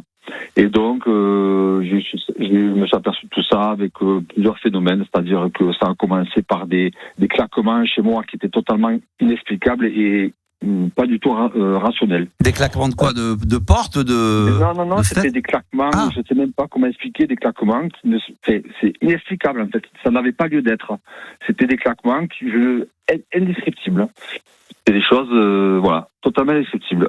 Et au fur et à mesure des jours, en fait, des semaines, les phénomènes se sont accentués. J'entendais la nuit monter, descendre les escaliers, par exemple, alors que j'étais seul chez moi. Mmh. J'avais tout ce qui était connexion Bluetooth, etc. J'avais mon Bluetooth qui s'allumait pour aucune raison, qui s'éteignait pour aucune raison. Je faisais très attention quand je partais de chez moi, je laissais les portes bien ouvertes, et je rentrais chez moi certains soirs où toutes les portes étaient poussées, etc., etc. Et donc là, je me suis réellement rendu compte qu'il y avait réellement quelqu'un chez moi. Et donc pour la faire courte après, donc tu as fait venir un médium pour essayer de comprendre éventuellement le phénomène. Et c'est quoi la fin de l'histoire? La fin de l'histoire. Qu'est-ce qu'elle a perdu? Hein? Tu m'as perdu. Ensuite, ensuite, pour expliquer, j'ai rencontré une médium j'étais en train de faire mes courses, elle m'a demandé de lui attraper une boîte de conserve, une mamie de 88 ans, qui est aujourd'hui devenue ma mère spirituelle. Elle m'a demandé de lui attraper cette conserve, et elle m'a attrapé la main, elle m'a dit, vous vivez chez vous avec quelqu'un de l'au-delà. D'accord. Mais tu nous disais tout à l'heure que l'odeur, justement, elle t'a expliqué ce que c'était quoi cette odeur? Et donc à la fin, après je vous ai expliqué que je vous ai appelé, que j'avais fait venir un prêtre chez moi, que j'avais bien entendu, voilà. Et ça n'avait pas fonctionné. Et cette dame-là, en fait, a réussi à la faire partir. Donc c'était une dame, donc qui a passé toute sa vie à cuisiner, en fait. Et en fait, ça sentait l'odeur de la cuisine. D'accord. Cette odeur de gras, de cuisine, etc. Ça, c'est la mauvaise odeur qui était sous l'escalier, mais exactement. Et l'histoire de la cigarette, donc c'était une dame qui fumait probablement. Ouais, c'est ça, exactement. D'accord. Et elle m'a dit qu'il y avait peut-être plusieurs âmes qui étaient là, qui restaient là, et qu'elles agissaient par une autre âme qui disait de rester là. Bon, parce qu'elle s'était accrochée à moi, parce que c'était un moment où j'étais pas bien, où j'étais fatigué, où j'étais triste. Et donc elle était là, quoi. Mais donc elle était plus là pour te soutenir ou pour être en aide avec toi? Me soutenir, je sais pas, parce que j'étais sacrément fatigué. Je rentrais chez moi, je pouvais m'endormir à n'importe quelle heure de la journée, quoi. Enfin, j'étais blanc comme un cachet, c'était épuisant. D'accord. Et Stéphane, quand tu entends ce témoignage, bon, tu as dû en entendre énormément du comme ça. Ça me rejoint un petit peu ce que je disais tout à l'heure, c'est-à-dire que les gens dans cette maison n'étaient manifestement pas mal intentionnés, mais ils avaient plus à être là. En fait, ils étaient dans une espèce de transition. Et le fait que monsieur témoigne être extrêmement fatigué quand il rentrait chez lui, ça témoigne aussi peut-être de cette faille à l'intérieur. C'est un moment de fragilité de la vie où on va être peut-être plus perméable à ces énergies, à ces présences. Normalement, on est étanche, nous, dans notre vie. Sauf les médiums qui, pour des raisons diverses, sont beaucoup plus perméables à ces mondes invisibles. Mais nous, toi, moi, monsieur, on est relativement étanche, sauf dans les moments de grande fragilité, de grande fatigue, de maladie, de dépression, où là, pour des raisons qui nécessiteraient d'être étudiées, on va donner plus de prise à ce monde invisible. J'ai une anecdote qui m'est revenue, que j'avais lue dans un témoignage d'un psychiatre américain qui a vécu une expérience de mort imminente en 1943. Il a fait une affection du sang, il a failli crever, il est sorti de son corps, il a fait un long voyage à l'intérieur de son corps, et dans ce voyage, ce type-là s'appelait George Ritchie. Dans ce voyage à l'extérieur de ce corps, il a survolé un bar, et il est entré dans un bar. Et il a vu dans ce bar tous les gens qui étaient en train de picoler, qui étaient certains des bons vieux poivreaux, et autour d'eux, il voyait des âmes qui étaient en train d'essayer de boire à travers eux. Comme si ces gens alcooliques, dans une fragilité psychique, donnaient aussi plus d'emprise à d'autres âmes en désir de se nourrir de leur alcool et de leur énergie, permettaient qu'ils pénètrent à l'intérieur de leur corps. Et donc, ça, c'est pas grave, c'est pas démoniaque, c'est juste un phénomène énergétique qu'on peut observer dans cette rencontre entre deux mondes différents. Et après l'intervention de la médium, Guillaume, c'est ça, c'est ce que tu nous confirmais tout à l'heure pour qu'on ait bien tout compris. Après, il y a plus tous ces phénomènes, les odeurs, tout a disparu. C'est ça, elle a réussi à faire partir. Bon, puis au moment où je déménageais, parce que ça a duré 8 mois quand même l'histoire. Mais t'as eu envie de rester dans l'appartement une fois que t'as l'impression que c'était un peu plus sain ou... Non, j'ai déménagé par la suite. Pour d'autres raisons que celle-là ou c'était... Oui, exactement. Mais pendant un temps, j'ai quand même eu peur que quelque chose me rattrape ou me suive ou revienne dans mon nouvel appartement. Et enfin, peur. Parce qu'aujourd'hui, j'ai plus peur. Et comme je disais, j'aimerais quelque part le revivre, ça, parce que c'est pas quelque chose qui me fait peur aujourd'hui. Ah, d'accord. Le revivre. Non, mais c'est intéressant ce que tu dis, parce que...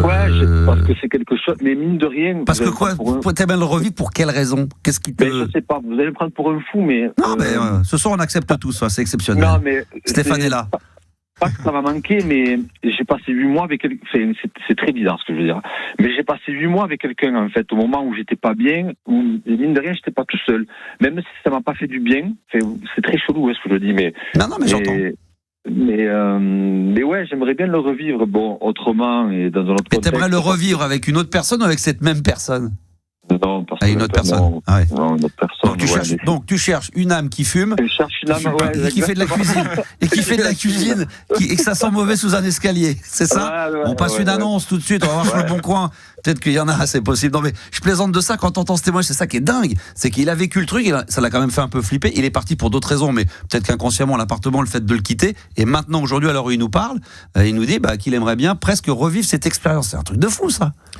Pour moi, peut-être que toi non, mais non, je veux pas l'interpréter ni préjuger du pourquoi, comment, mais moi je sais pas toi, mais peut-être beaucoup de nos auditeurs, ça vous manque pas de vivre dans un monde qui considère que tout ça ce sont des bêtises, ça n'existe pas. Moi je me sens un peu aujourd'hui de plus en plus, je me sens je me sens fonctionner dans un monde dysfonctionnel. Si c'est vraiment vous qui avez... Moi je pareil, je porterai pas de jugement. Moi, je dis jamais d'où. Lui, il est fou. Toi, t'es taré. Je te reçois parce que je passe un bon moment.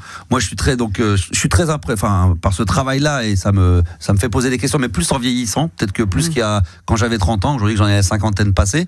Mais je trouve ça toujours très fort. Mais non. Mais ce qui manque et puis, ça se trouve, dans 100 ans, on va peut-être... on sera plus là, mais effectivement, on s'apercevra que tout ce que vous dites, toutes les études que tu as faites et d'autres collègues à toi et d'autres choses, vous aviez raison, et que... c'est en train de s'imposer.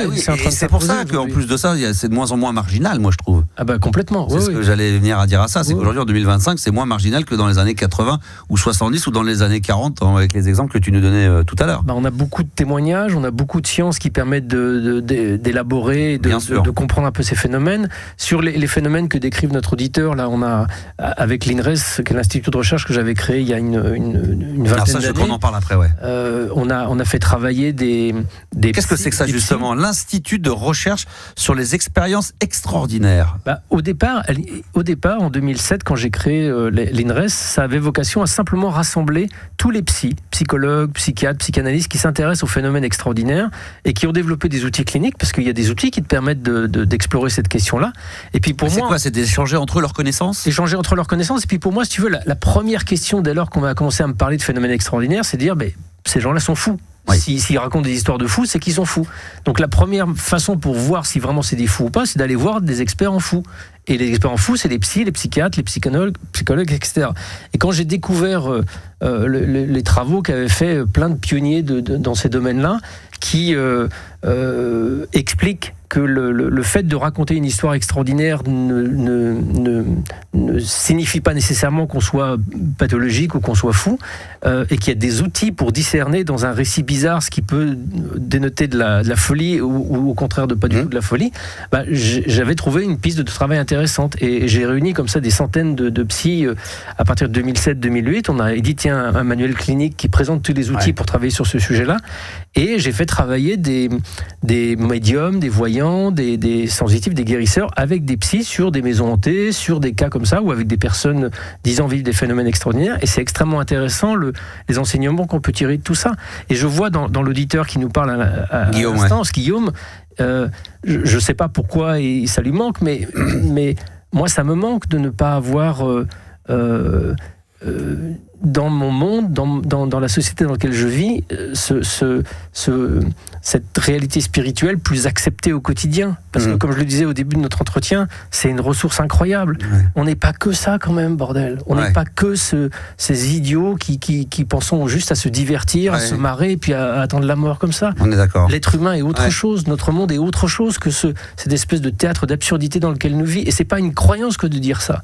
C'est pas une croyance. On en apporte des preuves de plus en plus. Et je pense que côtoyer, regarde les gens qui sont confrontés à la maladie, les gens qui sont confrontés au deuil.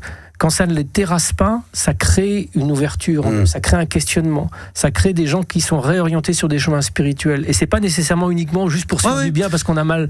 Et donc je pense que Guillaume, il a vécu une espèce de contact un peu étrange qui lui laisse à penser intuitivement qu'il y a plus dans notre réalité. Et ça manque. Enfin, peut-être que je me trompe complètement. Non, mais ça on le saura peut-être pas, tu seras peut-être plus là, nous non pas. Si c'est le cas, tu rigoleras bien de là-haut après plus tard, parce que non, mais c'est très intéressant. C'est comme souvent d'ailleurs, on parle de la médecine et des évolutions quand on en sait un petit peu plus. On sait aussi que personne qui a la même maladie, un cancer, celui qui va le vivre d'une manière positive ou qui va lutter a peut-être plus de chances que celui qui va noircir le tableau, qui va être là, qui aura peut-être plus de possibilités de très vite malheureusement partir. Et c'est d'ailleurs comme moi je me souviens de ma grand-mère qui est, on disait au début, on disait que les gens perdaient la boule quand on n'avait pas à mettre un nom dessus. On disait on disait ma grand-mère elle a perdu la boule. Alors maintenant on sait que c'était Alzheimer ou tu te souvenais plus. Au début on n'arrivait pas à mettre des noms, donc on pensait que les gens étaient fous, qu'ils étaient devenus complètement barrés. Et grâce à la médecine, à un moment donné on a réussi à l'étudier et à poser un nom, et aujourd'hui il n'y a plus ce problème-là qu'on pouvait évoquer dans les années 70 ou dans les années 80 quoi. Donc ça bouge et c'est grâce à tout ça. Donc ça aussi c'est passionnant, ça existe toujours d'ailleurs, la recherche ça existe toujours cet institut-là. Alors oui, aujourd'hui on a énormément développé. Moi j'ai quitté l'aventure parce que c'est maintenant mon associé de l'époque qui continue à diriger ça. Donc c'est une revue Inexplorée, c'est Inexplorée TV, c'est une web TV qui diffuse énormément d'informations dessus, des conférences, enfin beaucoup d'informations qui est diffusée, et aussi toujours le réseau de psy qui fait de la formation, qui accompagne, qui répond bénévolement aux gens qui veulent avoir des conseils sur ces sujets-là. D'accord. Écoute, merci Guillaume pour ton témoignage. Eh ben, merci à vous. Et puis, toi aussi, ton témoignage était passionnant. On l'avait écouté la fois d'avant, mais de l'entendre une deuxième fois, ça l'est encore plus. Alors, c'est vrai que c'est assez captivant. Oui, Guillaume. Non, juste une dernière chose, je veux dire que par rapport à ce qu'on disait là, moi, ce passage-là de ma vie, en fait, où ça a été compliqué, où j'ai vécu ça, pas que je me suis raccroché à ça, parce que dans un sens, ça m'a pas aidé, mais ça m'a fait du bien, en fait. Et je me suis ouvert sur plein d'autres choses, sur le coup, sur la médiumnité et sur le fait que, comme me disait Stéphane, ne connaît pas que ça, en fait. Et franchement, c'est une expérience, moi, je le souhaite à tout le monde, vraiment. D'accord, ok, très bien. Bah écoute, voilà. c'est une âme. Mais moi, je préfère non-fumeur, moi. Ça dérange pas. Ça va schlinguer là pendant que je vais mixer et tout. Non, moi, je veux une âme non-fumeur qui pue pas des pieds. Ça aussi, c'est important. Qui se lave le matin, une petite douche le matin. Non, mais c'est vrai que tu vois, on en rigole toujours. C'est ça qui est dingue, c'est que moi, je suis prêt à y croire à ce que nous dit Guillaume. Et d'ailleurs, je remets pas du tout en doute son truc et je me dis pas, bon, l'autre, il va bien nous faire marrer, c'est un taré. Mais c'est vrai que j'ai du mal à être convaincu au point de me dire que c'est ça qui est dingue. J'arrive pas à m'expliquer, mais quand je l'entends dire et quand je t'entends et je me dis, évidemment, ça doit exister. Et en même temps, je me dis, non, c'est pas possible. Mais il faut le vivre, en fait. Il faut le vivre. Tu sais, je pense que moi, je suis le premier. Moi, j'ai mis des années avant d'accepter que ce que je découvrais, ce que les sciences présentaient, ce que les scientifiques que j'interviewais me disaient, j'ai mis presque 10 ans avant d'accepter ça, parce que tu comprends quelque chose, mais tu as toujours une nouvelle question, parce qu'on n'a pas été éduqué là-dedans. On a un inconscient qui est nourri à l'idée que depuis des siècles, nous sommes dans la rationalité. La science est le seul et unique outil qui nous permet d'objectiver des choses. Et on a transformé la science dans une perception très naïve, en quelque chose qui est une sorte de citadelle.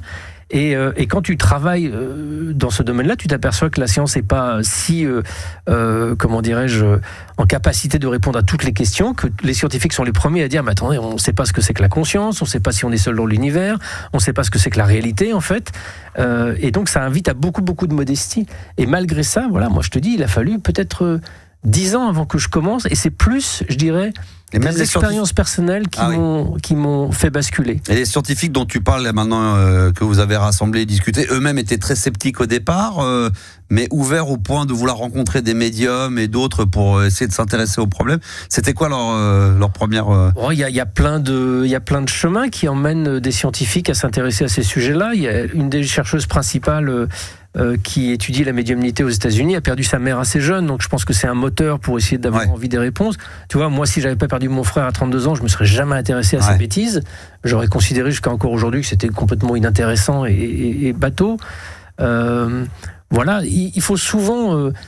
surtout dans le monde des journalistes, pour moi, ou dans le monde des scientifiques, où tu dois quand même suivre un cursus un peu précis et que tu prends des risques si tu sors des rails, il faut toujours quelque chose qui soit un accident pour commencer à te faire intéresser à des sujets qui ne sont pas forcément très populaires et qui vont plutôt risquer de compromettre ta carrière, en fait. Stéphane Alix, notre invité de ce soir, la preuve, les morts nous parlent, ça va, pas trop fatigué? Ça va. Tu veux rester encore un petit quart d'heure? Allez, si vous voulez. Allez, non, t'es le bienvenu, t'es là depuis 22h, on se fait un plaisir de t'avoir encore à nos côtés pendant au minimum un petit quart d'heure, donc on va en profiter, on va faire une petite pause d'1 minute, on va se remettre un petit son des années 80, tiens, puis musicalement, t'as Dépêche Mode, donc ça déjà ça me fait très plaisir. Qui d'autre encore tu kiffes? Un petit Cure là. Comme ce que tu veux là, ce soir c'est ta prog.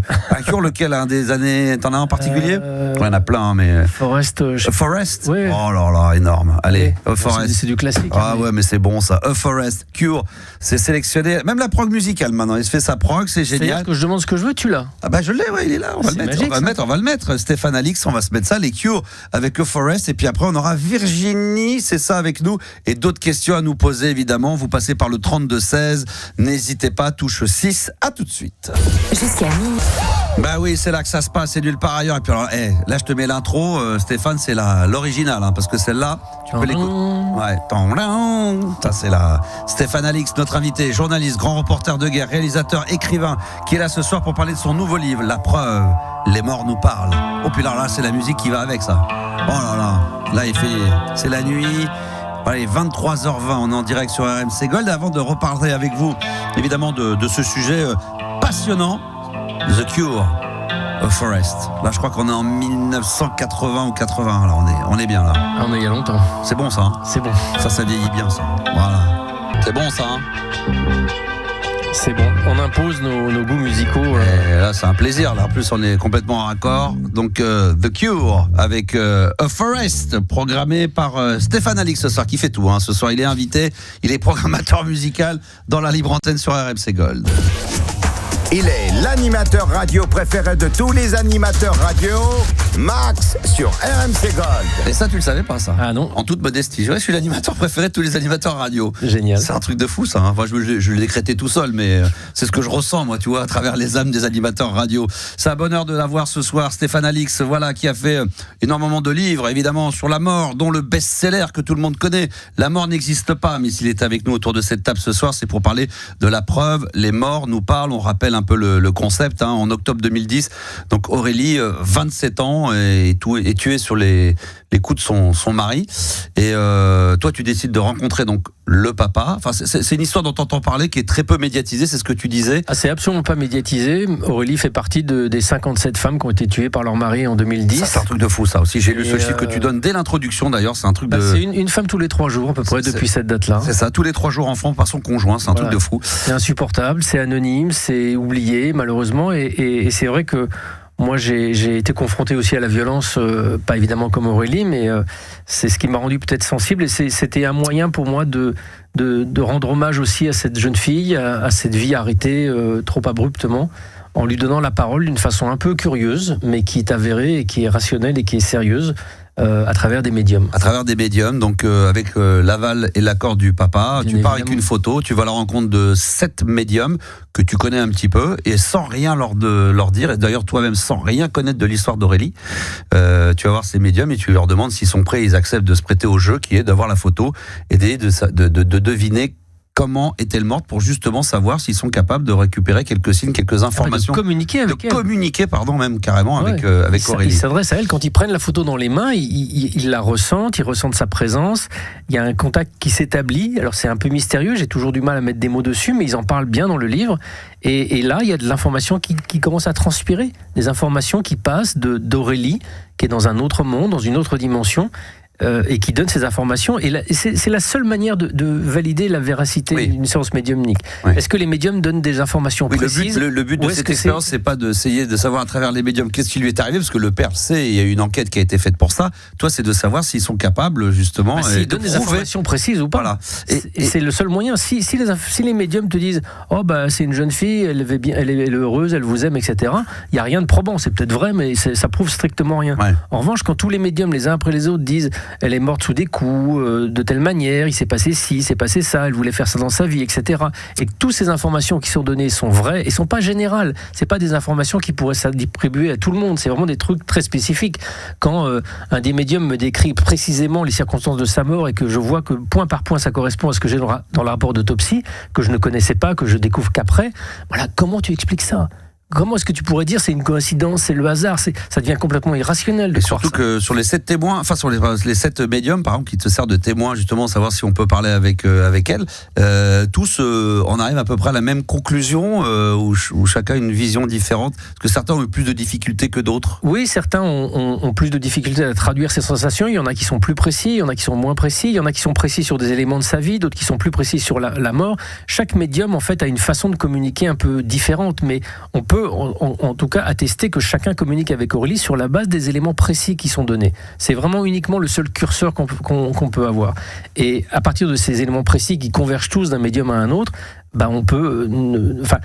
La seule explication qui ressort, c'est que c'était Aurélie qui transmettait cette information-là. Donc, le but de ce livre, à la fin, toi, en tant que journaliste, ça fait peut-être convaincu aussi, parce que ça fait des années que tu traites ce sujet-là, c'est d'apporter la preuve irréfutable que on peut parler aux morts. C'était ça le but du livre aussi, au final? Il y en avait 2. Il y avait le premier, c'est effectivement de démontrer qu'Aurélie est encore vivante et que c'est elle qui communique à travers ses médiums. Mais l'autre objectif, c'était aussi d'expliquer ce que c'est qu'une séance de médiumnité. Parce qu'il y a beaucoup de gens. Il y a 600 000 personnes qui meurent chaque année en France. Il y a beaucoup de gens qui veulent consulter des médiums. Il y en a beaucoup qui se font abuser par leurs propres attentes ou par des charlatans. Et je voulais, en expliquant et en montrant comment se passe une séance de médiumnité, ce qu'on peut en attendre raisonnablement, mais ce qu'il faut peut-être ne pas en attendre parce que là, ça devient très irréaliste. Je voulais raconter à travers ce livre comment ça se passe pour pouvoir donner des éléments rassurants et surtout des éléments stratégiques pour les femmes et les hommes qui veulent aller consulter un médium. On fait la différence entre le médium et le voyant. Moi, mon voyant me disait, ou tout le monde dit, tout le monde peut être voyant, mais tout le monde ne peut pas être médium. Tout le monde, enfin je sais pas, les voyants, j'ai l'impression qu'ils disent qu'en nous, tout le monde potentiellement peut être voyant. On ressent des fois, on a des flashs, on devine des choses en amont. On dit voilà, tu vois, tu pourrais développer. Il y en a qui sont. Est-ce que c'est le cas aussi? Comment on devient médium? On ne sait pas. La médiumnité et la voyance se basent sur la même capacité de perception extrasensorielle, une sorte de super intuition. D'accord. Le médium, lui, il va utiliser ça pour communiquer avec des défunts. Le voyant, lui, va utiliser ça pour aller chercher de l'information sur le futur, sur le passé, sur la personne qui est en face de lui. Et dans les deux cas, c'est une sorte de capacité d'hyper-intuition. On est tous intuitifs, mais est-ce qu'on l'écoute et est-ce qu'on sait la dissocier de nos mécanismes mentaux, de nos désirs, de nos fantasmes? Non, on n'y arrive pas. Moi, je sais pas toi, moi j'ai quand même beaucoup de mal parfois à savoir est-ce que tel truc qui m'arrive c'est une intuition ou c'est plutôt un fantasme, ou un désir ou une pensée. Pour des raisons qui demanderaient à être étudiées, certains hommes et certaines femmes ont des capacités exacerbées et pour eux, cette hyper-intuition s'impose sans l'ombre d'un doute. Ils ont la certitude que cette voix qu'ils entendent c'est un défunt, que cette information qu'ils captent, ça concerne la personne et le futur de la personne, et il n'y a pas l'ombre d'un doute. Pour les gens normaux comme toi et moi, on a peut-être beaucoup plus du mal à savoir ce qui va être de domaine de l'intuition. Ça se travaille. Il y a des gens qui disent quand il arrive quelque chose, il y en a qui, moi je dis c'est le hasard. Il y en a qui non, il n'y a jamais de hasard. Si c'était là, que ça devait se passer comme ça, comme si déjà notre vie était déjà toute tracée et qu'on connaissait presque déjà la fin. Et certains c'est ça. Moi je suis très c'est le hasard. Tu l'as vu? Non, c'est pas hasard. Si tu l'as vu là, c'est que ça devait se passer à ce moment-là et que tu voulais pas aller au dîner, mais que tu y allais. Donc du coup tu l'as rencontré. Je dis tu crois? Il y en a pour moi qui me disent c'est que il n'y a pas de hasard. C'est un grand débat, ça. C'est un grand débat, ça aussi. C'est laisser ouvert. Bon, d'accord, ça sera pour une prochaine émission. Allez, on a du monde. On a Virginie qui est avec nous. Bonsoir, Virginie. Bonsoir. Merci d'être en direct sur RMC Gold avec notre invité du soir, Stéphane Alix, que tu connaissais déjà par ses ouvrages? Non, c'est une découverte. D'accord. Et donc, tu vas aller acheter le livre. Voilà, ça me paraît assez intéressant. Ah, c'est même, moi qui l'ai lu, absolument passionnant. La preuve, Les morts nous parlent, aux éditions HarperCollins. T'as de la chance, Noël arrive bientôt, donc c'est parfait ça. Oui. Quoi qu'on n'est pas obligé d'attendre Noël, on peut se faire plaisir comme ça directement. Quelle est ta question pour Stéphane, ou peut-être un témoignage? On t'écoute. Alors, moi, j'ai perdu mon petit frère il y a bientôt 13 ans. Et en fait, c'est quasiment tout. C'est assez régulièrement que chez moi, je ressente sa présence. Ouais. De quelle manière? Ça se manifeste de quelle manière? Alors, c'est des coups de vent légers, fluides, limite que ça me passe par-dessus les épaules, comme s'il me prenait dans ses bras tout doucement. Et tu sais que c'est lui? Pour toi, c'est lui? Tu as une conviction que c'est lui? Pour moi, je suis convaincue que c'est lui parce que j'ai ressenti cette présence chez moi à partir du moment où j'ai eu connaissance de son décès. On me l'a appris. Oui, parce que c'est ce que je disais tout à l'heure, il y a déjà des gens qui... C'est-à-dire, vous avez eu cette expérience, ce ressenti avant d'apprendre son décès ou au moment d'apprendre son décès? Non, après. Après l'avoir appris, ouais. Et c'est là toute la question, c'est de savoir si des fois, est-ce que ça fait juste du bien de croire qu'il est toujours là et qu'on interprète des fois un coup de vent, ça peut être une porte mal fermée, une fenêtre... Enfin, je dis ça en plaisantant, mais ça peut aussi être vrai. Est-ce que... Ça, c'est uniquement cette manière-là. Après, tu as cherché d'en savoir un petit peu plus? Parce que j'imagine qu'au début, tu as été tout de suite convaincu que ça pouvait être que ton frère?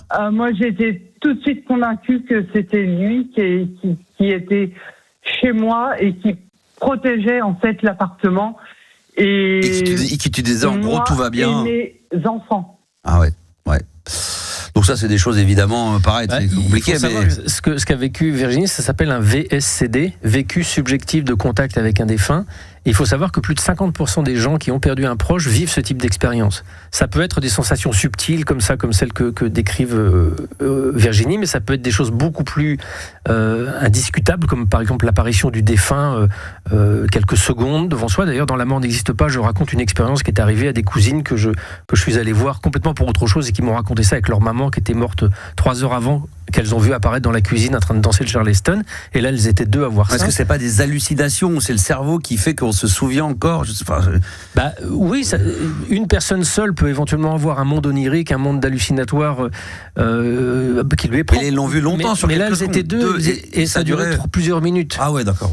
Et des expériences comme celle que rapporte Virginie, un nombre incalculable de gens ont vécu ça. Moi, j'en ai entendu parler, même avant même de m'intéresser à ce sujet-là. Avant que mon frère meure, je travaillais avec un producteur qui, suite dans un accident accident de voiture en 2000. Et quelques jours après ses funérailles, on a fait une petite fête chez sa compagne, chez lui. Et à la fin de la soirée, sa compagne est venue me voir et me dit « Stéphane, il faut que je te dise un truc bizarre. C'est la première fois que je suis revenu dormir dans notre chambre hier soir et j'étais dans le lit et je t'assure, j'ai senti Denis s'asseoir dans le lit à côté de moi et me prendre dans ses bras. » Et je voyais bien qu'elle était pas en train d'essayer de se faire du bien parce qu'elle était triste. Je voyais bien qu'elle était troublée par quelque chose qui lui était arrivé la veille. Je savais pas l'expliquer, j'avais pas une volonté de lui expliquer quoi que ce soit. Ce qui m'a frappé, c'est que je voyais sa sincérité et je voyais surtout le fait que cette dame, cette jeune fille, était la première à se mettre en doute de ce qu'elle avait vécu. Elle me dit mais c'est pas possible, j'ai pas ri. Et pourtant, c'était tellement réel. Et j'ai eu depuis. Est-ce que ça c'est pas le subconscient? Quand je vais voir des psychiatres pour leur demander ça, ils me disent non, c'est pas quelque chose de l'ordre du subconscient parce que si c'était un mécanisme, par exemple, de compensation émotionnelle à la douleur d'un drame, on l'observerait chez tout le monde et on serait capable de le documenter. Exactement comme le déni et l'amnésie traumatique. Par exemple, quand tu vis un drame, tu vas avoir des mécanismes psychiques de protection qui t'extraient de la scène douloureuse. Moi, j'ai vécu ça au moment de la mort de mon frère, ça a duré 10 secondes, j'étais pas là, j'étais sorti de la scène. Donc si il s'agissait d'un mécanisme psychologique de compensation, on l'observerait, on pourrait le détailler. Et là, au contraire, ça n'arrive pas nécessairement à tout le monde, ça arrive à beaucoup de monde et ça prend des caractéristiques qui ne sont pas du domaine de l'hallucination, de la compensation, etc. Moi, j'ai rencontré un nombre incalculable de témoins. Je me rappelle d'une maman qui a perdu son fils pendant les attentats du 13 novembre. Elle a vécu ça une dizaine de jours aussi après les attentats. Elle a vu son fils la nuit. Elle a pu le prendre dans ses bras. Et cette maman, elle avait les pieds sur terre, elle n'était pas du tout partie dans les trucs spirituels. Elle était tiraillée entre une part d'elle qui lui disait mais c'est pas possible, et une autre part d'elle qui se dit mais c'était tellement réel, je peux pas en douter. Et elle en a parlé à son psy, et son psy a eu l'intelligence de lui dire écoutez madame, je vois bien que vous n'êtes pas folle, rassurez-vous, vous n'êtes pas la seule du tout à me raconter ce type d'expérience, je peux pas vous en dire plus, mais vous n'êtes ni folle ni dans l'imagination, et vous êtes beaucoup à vivre ce genre de choses. Virginie, t'entends le témoignage, c'est vrai que c'est un truc de fou. Et en fait, ce qui se passe aussi, c'est que à chaque événement changeant dans ma vie, c'est que j'en rêve, on est toujours dans le même décor et on se parle comme s'il était toujours là. Dans mes rêves, on se parle comme s'il était toujours là et toujours ce même décor. Il peut même alors je dis ça donne l'impression sur le ton de la plaisanterie, parce qu'à l'habitude, mais là je suis très sérieux. Même quand tu rêves et que tu parles d'un futur projet ou de quelque chose, il va t'apporter des éléments de réponse, des questions auxquelles tu peux te poser. Il peut t'influencer dans tes choix, dans tes réflexions. Ah oui. Ah ouais. C'est carrément lui maintenant qui me guide de là-haut. Et tout ce qui te guide, tout ce qui te dit, tu le fais obligatoirement. Tu vas pas à l'encontre de ses choix, même s'ils sont pas forcément bons. Non. Et si on se trompe à deux. D'accord, ok. Lui et moi. Et c'est vrai qu'on a une réelle connexion tous les deux. D'accord. Est-ce que tu peux nous donner un exemple précis ? Je sais pas, ça a été des trucs importants dans ta vie. C'est quoi ? C'est genre tu dois déménager, tu dois acheter.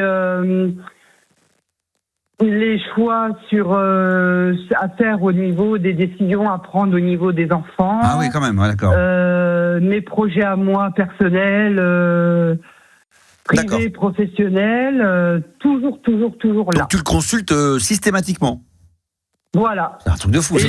C'est vous qui le sollicitez il y a une nouvelle dans ma vie, il est toujours là, à venir dans mes rêves, à me guider, et à être avec moi à mes côtés. Stéphane, tu voulais te poser la question, c'était ? Oui, c'est vous qui le sollicitez ou c'est lui qui vient spontanément à des moments un peu clés de votre vie ? Spontanément. C'est lui qui déclenche le contact à chaque fois. Oui, voilà. C'est pas moi qui va déclencher. D'accord. Genre, tu vas rencontrer un mec, tu vas pas dire tiens, je vais me coucher, je vais penser à lui, tiens, est-ce que tu peux me dire si ce mec-là c'est un mec bien ou pas ? C'est toujours lui qui vient vers toi. Voilà, c'est ça. Incroyable. Ouais, non mais pourquoi ? Voilà. Donc c'est tout à fait possible. Très bien. Eh ben écoute, merci Virginie. De rien. Bonne soirée à toi. On rappelle le livre, Stéphane Alix, La preuve, les morts nous parlent. Tiens, puisque tu évoquais les psys, c'est vrai que ça aussi c'est intéressant parce que par moment, quand on a un problème, on va voir un psy qui est capable aussi de mettre dans l'hypnose aussi ou d'être capable de revenir en arrière et d'aller au plus profond peut-être de son âme pour aller des fois résoudre un problème et même détecter des choses auxquelles on n'était absolument pas conscient. Quoi. Ça aussi, c'est des champs absolument fous. Quoi. Il y a plein d'angles différents qui te montrent que nous vivons dans une part extrêmement réduite du réel et que nous avons un réel interne colossal, comme il existe un réel externe colossal. Ce que j'appelle le réel externe, c'est ces dimensions de la réalité. Mais qui est bien plus immense que ce qu'on vit au quotidien, finalement. Bien plus immense que ce qu'on vit au quotidien. Même. Mais à l'intérieur de nous, c'est aussi un espace colossal. Il y a notre inconscient, il y a des dimensions infinies à cet inconscient. Et des outils comme l'hypnose ou autres sont des outils qui permettent parfois d'accéder à différentes strates de cette dimension inconsciente. Mais regarde, rien que le spectre lumineux. Nos yeux ne détectent qu'une bande du spectre lumineux extrêmement réduite. Infrarouge, ultraviolet, on ne voit pas. Le son, c'est pareil.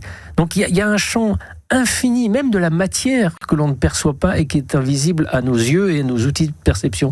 Donc en fait, on vit dans un monde dont on croit maîtriser la totalité, dont on croit être en capacité et en droit de contrôler tout, alors qu'on en perçoit et on ne vit que dans une tranche extrêmement réduite de cette réalité. Ouais, et puis moi, je t'en avais parlé aux antennes, j'en ai souvent parlé avec les auditeurs, j'ai eu je trouve la chance, le privilège d'avoir côtoyé pendant l'instant les frères Bogdanov, et quand on faisait des émissions sur Fun, on parlait de l'espace, et quand ils nous racontaient la matière, les choses qu'on pensait tout contrôler, mais dès qu'on est dans l'espace et qu'on découvrait des choses, on s'aperçoit que c'est des choses et c'est pas possible, ça peut pas exister, ça peut pas être comme ça. Les fameux trous noirs où t'as plus de masse, où t'as plus rien, tu dis non, c'est indétectable. Ils disent mais si on savait tout le peu qu'on sait déjà, ce qui est déjà énorme et qu'on ne sait pas et qui nous dépasse totalement.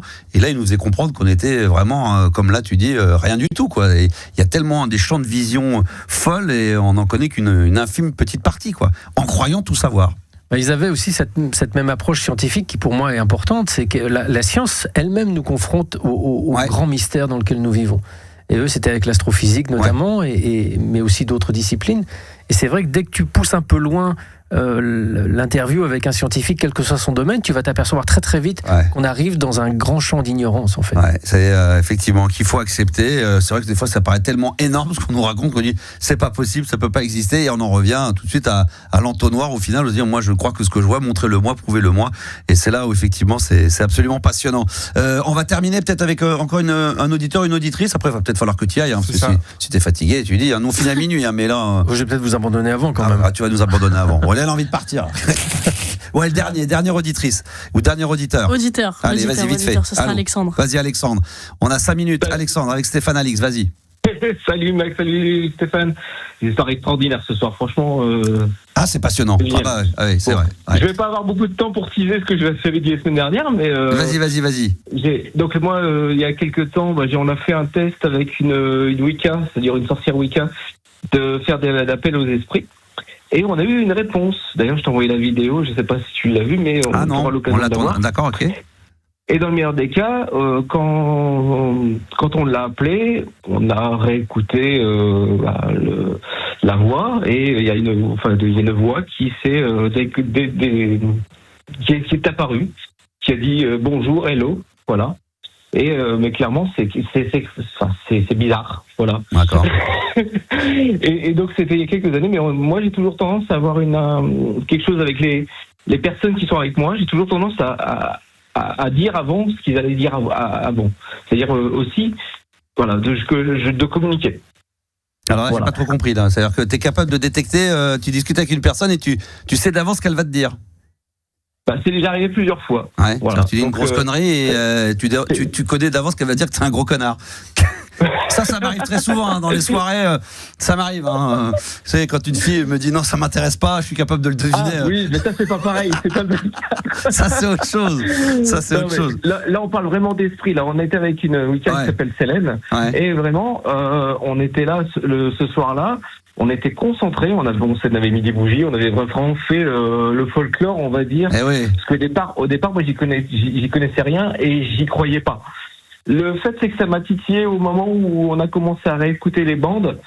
Et en plus, quand on a commencé à réécouter les bandes et faire les montages, on a même eu du direct dans les enceintes. Comme je te l'avais dit la semaine dernière. Ouais. Donc là, on commençait vraiment pas à flipper, mais je me suis dit, tiens, je suis avec une Wicca.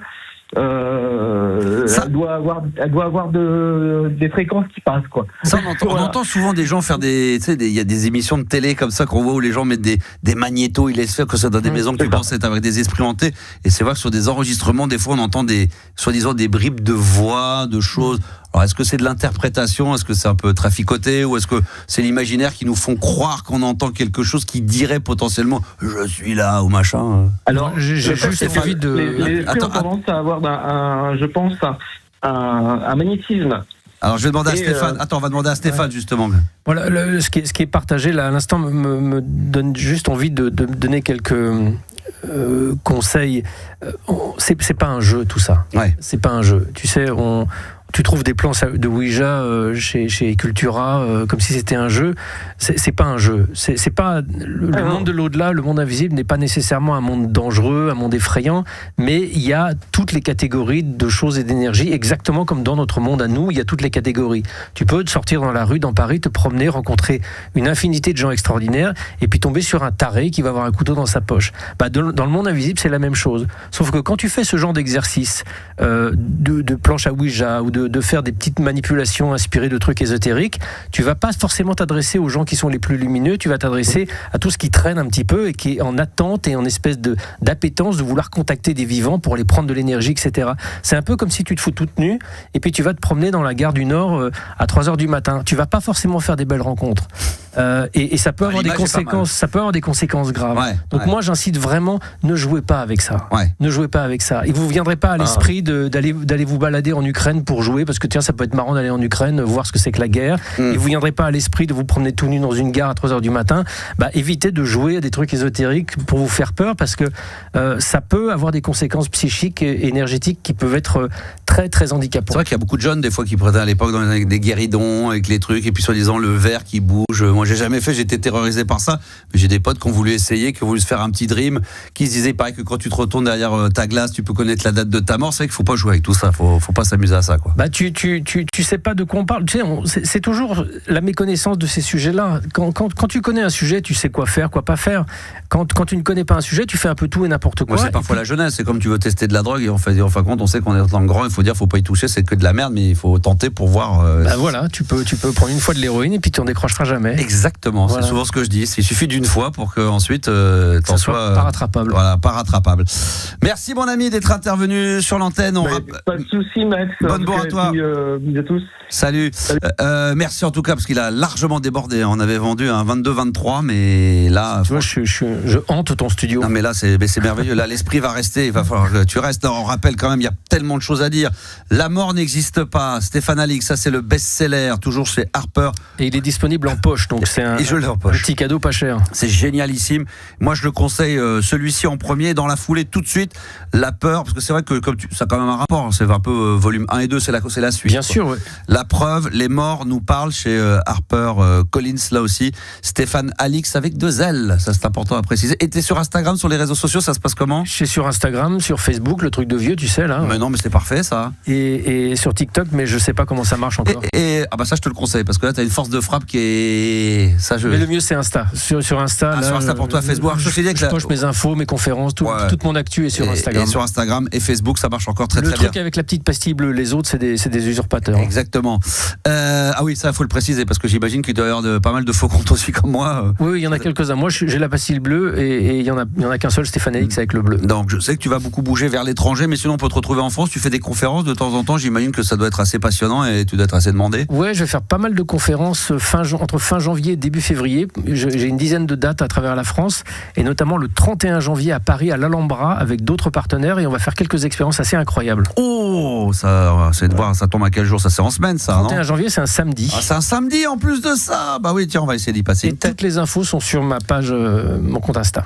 Insta, j'imagine, il y a tout. Voilà, Stéphane Alix, La mort n'existe pas, la preuve, les morts nous parlent, ça c'est le 2e dans les éditions Harper Collins. Merci infiniment. Merci Max, et merci à toute l'équipe. Bah écoute, j'espère que tu as pris un bon moment à passer avec super. Nous. Bonne musique, bonne ambiance, super. Et la musique en plus, incroyable. Allez, on va se faire une petite pause bien méritée. Bah tiens, on va faire en apothéose. Tu nous as demandé du Dépêche Mode du Cure dans les années 80, il y avait aussi U2 quand même. Je n'osais pas le dire parce que c'est tellement... C'est un classique, mais on va se mettre à U2 juste après, à tout de suite. 22h minuit, la libre antenne de Max sur RMC Gold.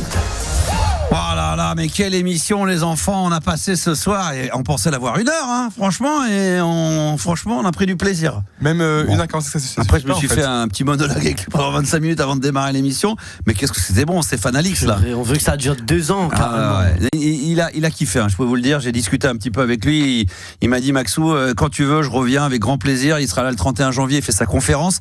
Là on va essayer de le réinviter, si vous étiez pas là, Stéphane Alix, grand reporter de guerre qui surtout nous a parlé de son livre et de La vie après la mort, le fait qu'on puisse parler avec les... Enfin, ça fait 20 ans qu'il fait ça maintenant. La preuve, les morts nous parlent, ça c'était incroyable. On a gardé un auditeur avec nous, celui de tout à l'heure. Exactement.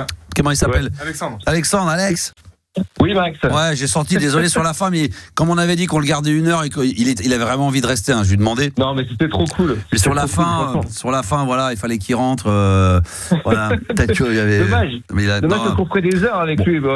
Ceci dit, il restait un petit quart d'heure, mais il fera là le 31 janvier. Je vais essayer de le réinviter pour d'autres émissions parce que c'est vrai qu'il y a énormément de choses à dire. Et puis, il y a un truc dont on peut parler, mais hors antenne, on a un peu évoqué les extraterrestres, les ovnis, où ça parle de plus en plus. C'est parce que tu as vu dans les médias maintenant, il y a des émissions, des documentaires où les gens peuvent témoigner de plus en plus. Et apparemment, il maîtrise un peu le sujet. Il a du dos. Ça, c'est ce qu'il nous a dit. Il y a beaucoup de dossiers secrets qui sont aussi remontés. Donc aujourd'hui, il y a beaucoup de choses qui. Et ben lui, il en sait un petit peu. Donc peut-être qu'on sera amené un jour à faire ce serait bien qu'on fasse une spéciale ovni extraterrestre. Ça serait bien. J'adorerais. Comment il s'appelle le journaliste là qui était venu sur. J'en ai parlé avec lui hors antenne. Bourré. Hein? Bourré. Ouais, il faudrait qu'on l'invite. Lui, c'est le GOAT. Allez, ce serait. Les histoires de dingue. Les GOAT. Les GOAT, c'était les Bogda quand même. Moi, c'était mes potos, les Bogda. Les Bogda, s'ils étaient là de leur vivant, là. Je les aurais déjà invités 10 fois. On aurait fait, franchement, j'aurais fait une émission avec eux minimum une fois par mois, grand minimum. Ça aurait été extraordinaire. Maintenant, on est peut-être convaincus, peut-être qu'on rigole pas avec ça parce que Gabi rigole, mais peut-être que les Bogda, on peut peut-être communiquer avec eux en direct à la radio, c'est pas. Non, moi j'aurais. Il nous a dit, il faut pas s'amuser à le faire. Oui, mais il faut pas s'amuser, voilà, je me suis engueulé. C'est vrai. Oui, parce que lui, comme il sait des choses que nous on sait pas, et voilà, donc peut-être que, imaginons que dans 50 ans, on a la preuve irréfutable que ce qu'il nous a dit là, voilà, qu'on était des millions à être sceptiques. On va dire qu'avant on faisait les cons, il fallait pas rigoler avec ça. C'est comme. Non, mais il faut y croire. C'est comme. Je te dis, c'est comme dans la science, c'est des gens qui étaient capables déjà de dire faut faire ça, attention là, vous verrez. Et nous on disait l'autre il est dingue, il est fou, puis après on s'apercevait que c'était une maladie. Et la science nous a prouvé que des gens avaient raison. Il y a des fois des gens qui ont raison, qui tiennent des discours qu'on prend un peu comme fous, 20, 30, 40 ans avant, et on s'aperçoit qu'ils avaient raison. Et on se disait, vous vous souvenez à l'époque, il y a 50 ans, il y a déjà un mec qui disait ça. C'est vrai, Le problème, c'est qu'il y a 200 ans, on les brûlait tous. Donc, il y a un problème comme ça. Aujourd'hui, on est un peu plus cru. C'est vrai qu'on disait que c'était des sorcières, qu'ils étaient habités par Satan, des choses comme ça. C'est vrai. C'est fort possible. Passionnant, mon poteau. Franchement, je te conseille de l'acheter, ce livre. La preuve, là, franchement. Mais je vais l'acheter. Grave. Parce que franchement, j'ai pas lu. Ouais, franchement, Stéphane Alix avec 2 L, A2LIX. Et le livre là, je vais te le prêter, Gabi, ça faut le lire ça. Ah oui, moi je veux bien le lire. Je vais te le prêter comme ça, toi qui vas partir un petit peu dans les îles là, t'as 15 jours. Les airs du vol vont servir à quelque chose. Attends, juste ça se lit très rapidement. C'est pas que c'est que c'est tellement passionnant, tu rentres dedans. Dès les 2-3 premières pages. Mais tu veux plus lâcher après. Ah non, tu peux pas lâcher. Et en plus de ça, il dit ça se lit comme un roman, sauf que c'est des témoignages de médias réels. Là, c'est pas une fausse histoire, c'est une vraie histoire. C'est une vérité. Il parle d'un fait divers de 2010 pour témoigner, pour avoir des témoins en tout cas d'avoir des expériences avec des médiums, 7 au total, plus un mentaliste passionnant. À voir absolument. Ouais, tu voulais dire un truc, mon poteau? Ouais, Max. Aujourd'hui, est-ce que t'es moins sceptique que la dernière fois? Justement, toi, mais en fin de compte, ça t'a pas aidé? Non, ça serait trop facile. Sinon, à chaque fois, là, c'était plutôt fort. Mais non, mais sinon, ça veut dire que demain, un mec qui a une spécialité irréfutable pour lui de quelque chose, il vient en parler ici. Les gens, quand ils sont extrêmement convaincants, qui sont habités par leur truc, ils t'en parlent. Tu peux pas. Alors à chaque fois, t'es obligé de. Voilà, c'est comme si un mec qui m'explique qu'elle va me prouver qu'il y a que l'électro qui compte dans la vie, il y a rien d'autre ou que le hip-hop, et à la fin je vais dire non, je suis obligé d'aimer que le hip-hop parce qu'il y a que ça de vrai dans la vie, hein, Juliana. Il y a pas que Non mais voilà, non mais j'ai jamais pris à la rigolade ce truc-là, mais en même temps, j'écoute et je suis tout à fait conscient que je le vois avec les expériences en 2025, on arrive à avoir des scientifiques et des gens qui disent que on connaît quasiment rien de ce qu'on est, quoi, qu'on est comme matière. D'ailleurs, je voulais lui dire, peut-être qu'on plaisante, mais dans 30 ans, peut-être que les phrases de Jean-Claude Van Damme, qui étaient amenées à être dans les émissions pour rigoler les bêtisiers, peut-être que finalement, c'est lui qui avait raison. Non, mais au même titre, c'est ce que je disais avec le match, c'est des trucs tout court. Quand on nous impose de dire c'est comme ça que ça se passe, il y a la mort, il n'y a plus rien après, le machin, que si on doit aimer, c'est le mariage, qu'on ne doit pas divorcer, qu'on doit avoir des enfants, que 1 plus 1, ça fait 2, et que lui dit non, 1 plus 1, ça fait 1, ou ça peut faire 11, parce qu'on nous a dit que c'était comme ça, mais ça, on l'a créé, mais ça se trouve, c'est peut-être pas comme ça que ça se passe. C'est vrai. Non, mais peut-être qu'à la fin, c'est lui, avec toutes ces conneries, on va se dire putain, je me souviens qu'il avait dit ça il y a 50 ans, le mec, il avait raison. Il est aware. Il est aware. Non, mais oui. C'est passionnant. On le réinvitera, Stéphane Alix, ça c'est sûr. À mon avis, on sera amené à se revoir d'ici le mois de juin. On va essayer de 31, il a dit 30 janvier. 31 janvier, très bien. Il y a une conférence à Paris. Il va y avoir pas mal de choses extraordinaires. Apparemment, sa compagne, il nous a dit aller faire des expériences également. Enfin, c'est ce qu'il a dit à l'antenne, avec des expériences de méditation. Okay. Ça, faut que je lui mette à la méditation. Bon, Juliana, elle m'a cassé le dream. Juliana, alors je lui dis, je vous raconte tout. Je lui dis, de toute façon, 2026, tu vas voir, Steph, je vais me mettre à la méditation, ça va me faire du bien parce que c'est vrai que j'ai tendance à penser un peu trop. Et qu'est-ce que Juliana arrive par derrière, direct, elle savonne la planche. Ah non, je suis pas par derrière, j'étais vraiment devant toi, quoi. Devant toi, elle dit quoi? Elle dit, vas-y. Hein? J'ai dit, mais non, c'est mieux que tu médites pas, parce que je pense que les âmes, même eux, ils vont fuir, quoi. Ouais. Là, c'est bon, quoi. Ouais, sympa la meuf. Là, elle est revenue aujourd'hui, direct à l'attaque, direct en frontal. Non, mais pardon, mais t'es hyper actif d'une manière où je pense que ça sert à rien. Ouais, je crois que les fantômes, ils vont dire Max, doucement. Ils vont dire ça y est. Attends, il y a une âme qui va venir dire on peut pas faire ça une prochaine fois, on va revenir avec des copains parce que là tout seul je vais pas pouvoir gérer. Pour l'amuser, ce mec, faut qu'on se ramène à 12. Faut qu'on gère le personnage. Je vois bien une âme qui, dès qu'elle dit calme-toi, détends-toi. Non mais parce que là, attends, faut que je fasse ce truc, faut que je mixe, faut que je fasse ça. Calme-toi. Ouais, mais parce que le mini-mix. Bon, on rigole de ça parce qu'il faut aussi prendre ça avec sérieux, mais aussi, il faut aussi détendre un petit peu l'atmosphère. Merci mon camarade d'être venu en direct sur RMC Gold, c'était un bonheur, à bientôt. Et puis merci Juliana, merci à toute l'équipe. Quand vous voulez. Je te repasse Juliana, ne quitte surtout pas. Ça a été un bonheur. L'émission évidemment va être mise en podcast. À mon avis, elle va bien marcher celle-ci là. On va bien communiquer dessus, croyez-moi. Et demain, on va retourner sur nos pattes évidemment avec la libre antenne classique, les conneries, les jeux, les top 10, les chiffres du jour. Les gens qui ont trompé leur meuf, les histoires comme ça. C'est reparti. Ça va parler de cul demain. On va se rattraper, vous inquiétez pas. Allez, on n'a même pas demandé si les âmes baisaient. Non. Et il a dit qu'il regardait les mecs se branler. Ah oui, c'est vrai. J'ai eu peur avec la question débile, mais il l'a bien pris. Il l'a bien pris, il a eu beaucoup de recul et beaucoup d'humour. Merci à tous d'avoir été là. Rendez-vous demain, 22h pour la libre antenne et 18h. Ah oui, n'oubliez pas, l'afterwork en live, 18h, 19h. Je suis en direct sur RMC Gold pour le meilleur des années 90. Salut Gabi, salut Yannis, salut Juliana. Ciao. Allez, à demain, ciao.